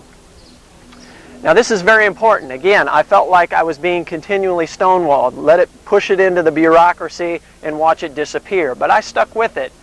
Now recently, and this is a document, a letter that's dated May 20th, 1998. I didn't receive it until just recently. This is a document from the State Attorney General's office that was written to the Travis County Attorney's office. In it, the true nature of the ASAP program has been exposed. Now let me state again, you just heard Kevin Miskell saying that this program is about one thing and one thing alone, and that's notifying parents that their child was absent from school that day. However, the County Attorney's Office views this program a little bit differently than Constable Kevin Miskell. In arguing that I should not be allowed access to this information, that is information regarding the ASAP program, the County Attorney's Office said that to the State Attorney General's office in legal documents that release of information about ASAP would interfere with the detection, investigation, or prosecution of a crime. Now this is a very specific portion of the open records law that's designed to protect criminal investigations. In other words, if you're being criminally investigated, you shouldn't be allowed to go down and find out what tricks they're using to get the dirt on you, so to speak. So the Texas legislature wrote this into the open records law years ago. So it's clear, it's very clear. The County Attorney's Office, Travis County Attorney's Office, views the ASAP program as one thing and one thing alone, and that is a crime program. They are busy detecting, investigating, and prosecuting crimes when they implement the ASAP program. That is contrary to what the county commissioners have told us. That is contrary to what the Travis County constables have told us. They continually, ad nauseum to use that phrase again, have said that this program is about informing parents that their child was absent from school that day. They do this when the radio stations are around, when Fox is around, when NBC is around, when ABC and CBS is around. But behind your back to the state, the county attorney's office goes and says, no, no, the ASAP program is about detecting, investigating, and prosecuting crimes. We deserve an answer to this. Is this program about crimes, or is it about communication?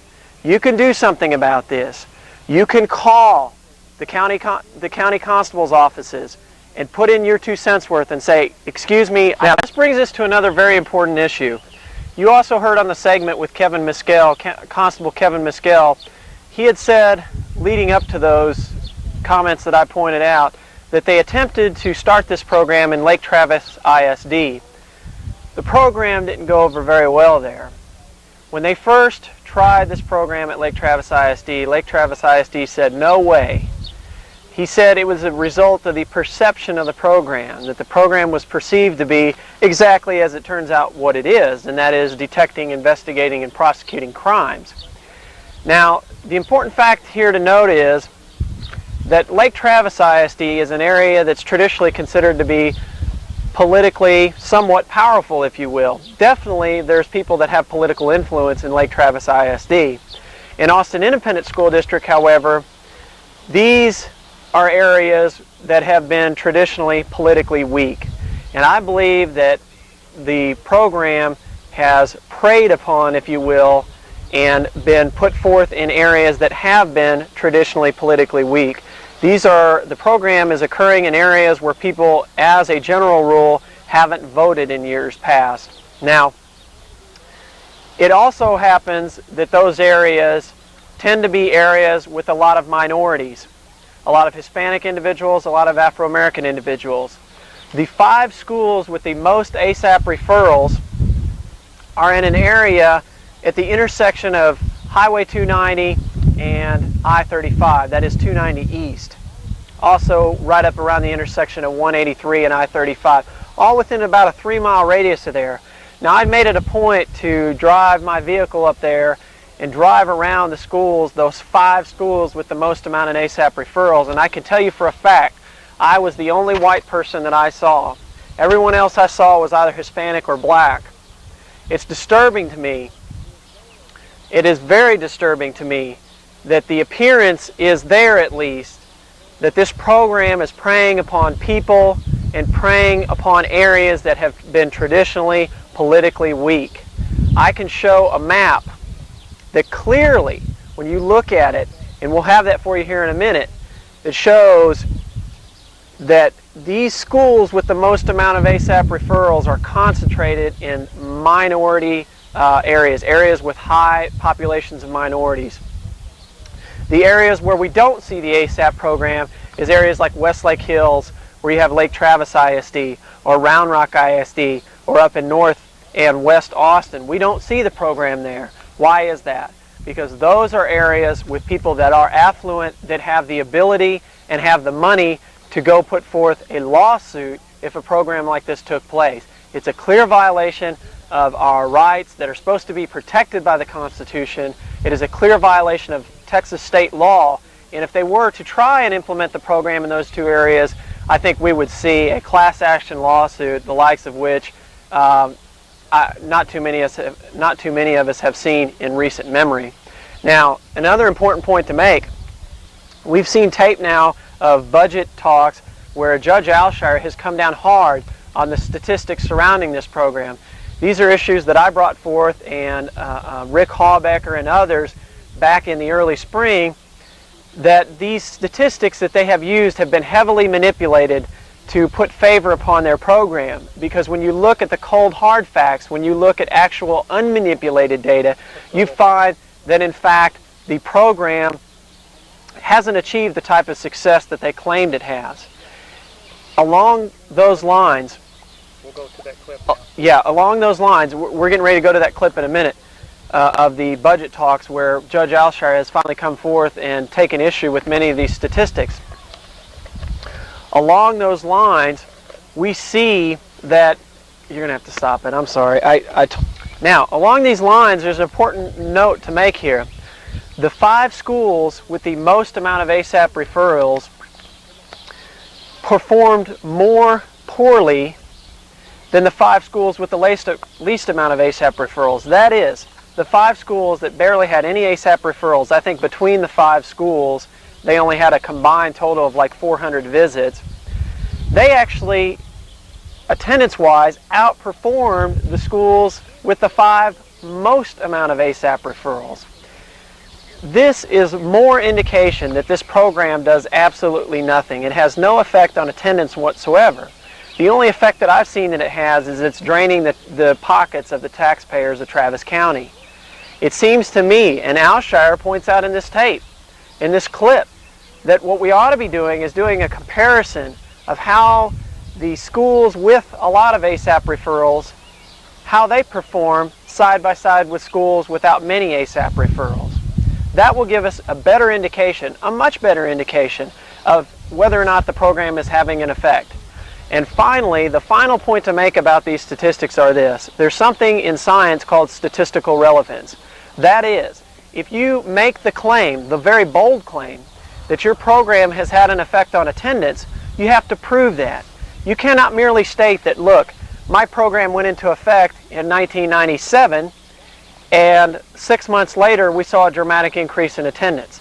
That by itself does not prove that your program caused that increase in attendance. You have to go one step further. You have to do tests for statistical relevance. That is, you have to come up with some sort of test that will actually prove that it was your program that had the effect on attendance, that it wasn't something like the alignment of the planets, or that there was a flu epidemic the year previous and now everybody's healthy, so that's why the dramatic increase in attendance. You have to research other possibilities for the increases in attendance. The constables themselves in these budget talks have admitted much of the attendance increase is due to the fact that the schools are reporting attendance in much better fashion. The reason they're doing this is because when they have incorrectly reported attendance statistics, constables go out and visit your house even though your son or daughter isn't absent. So what happens? You as a parent call the school very angry and say, why were you constables out at my house last night at 9:30?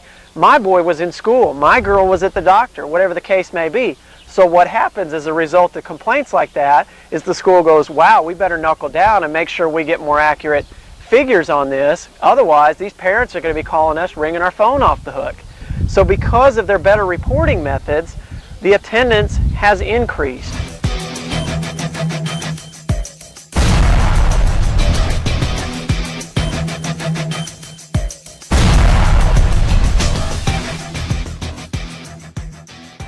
I love Mike Hanson Archives. You're ready to write.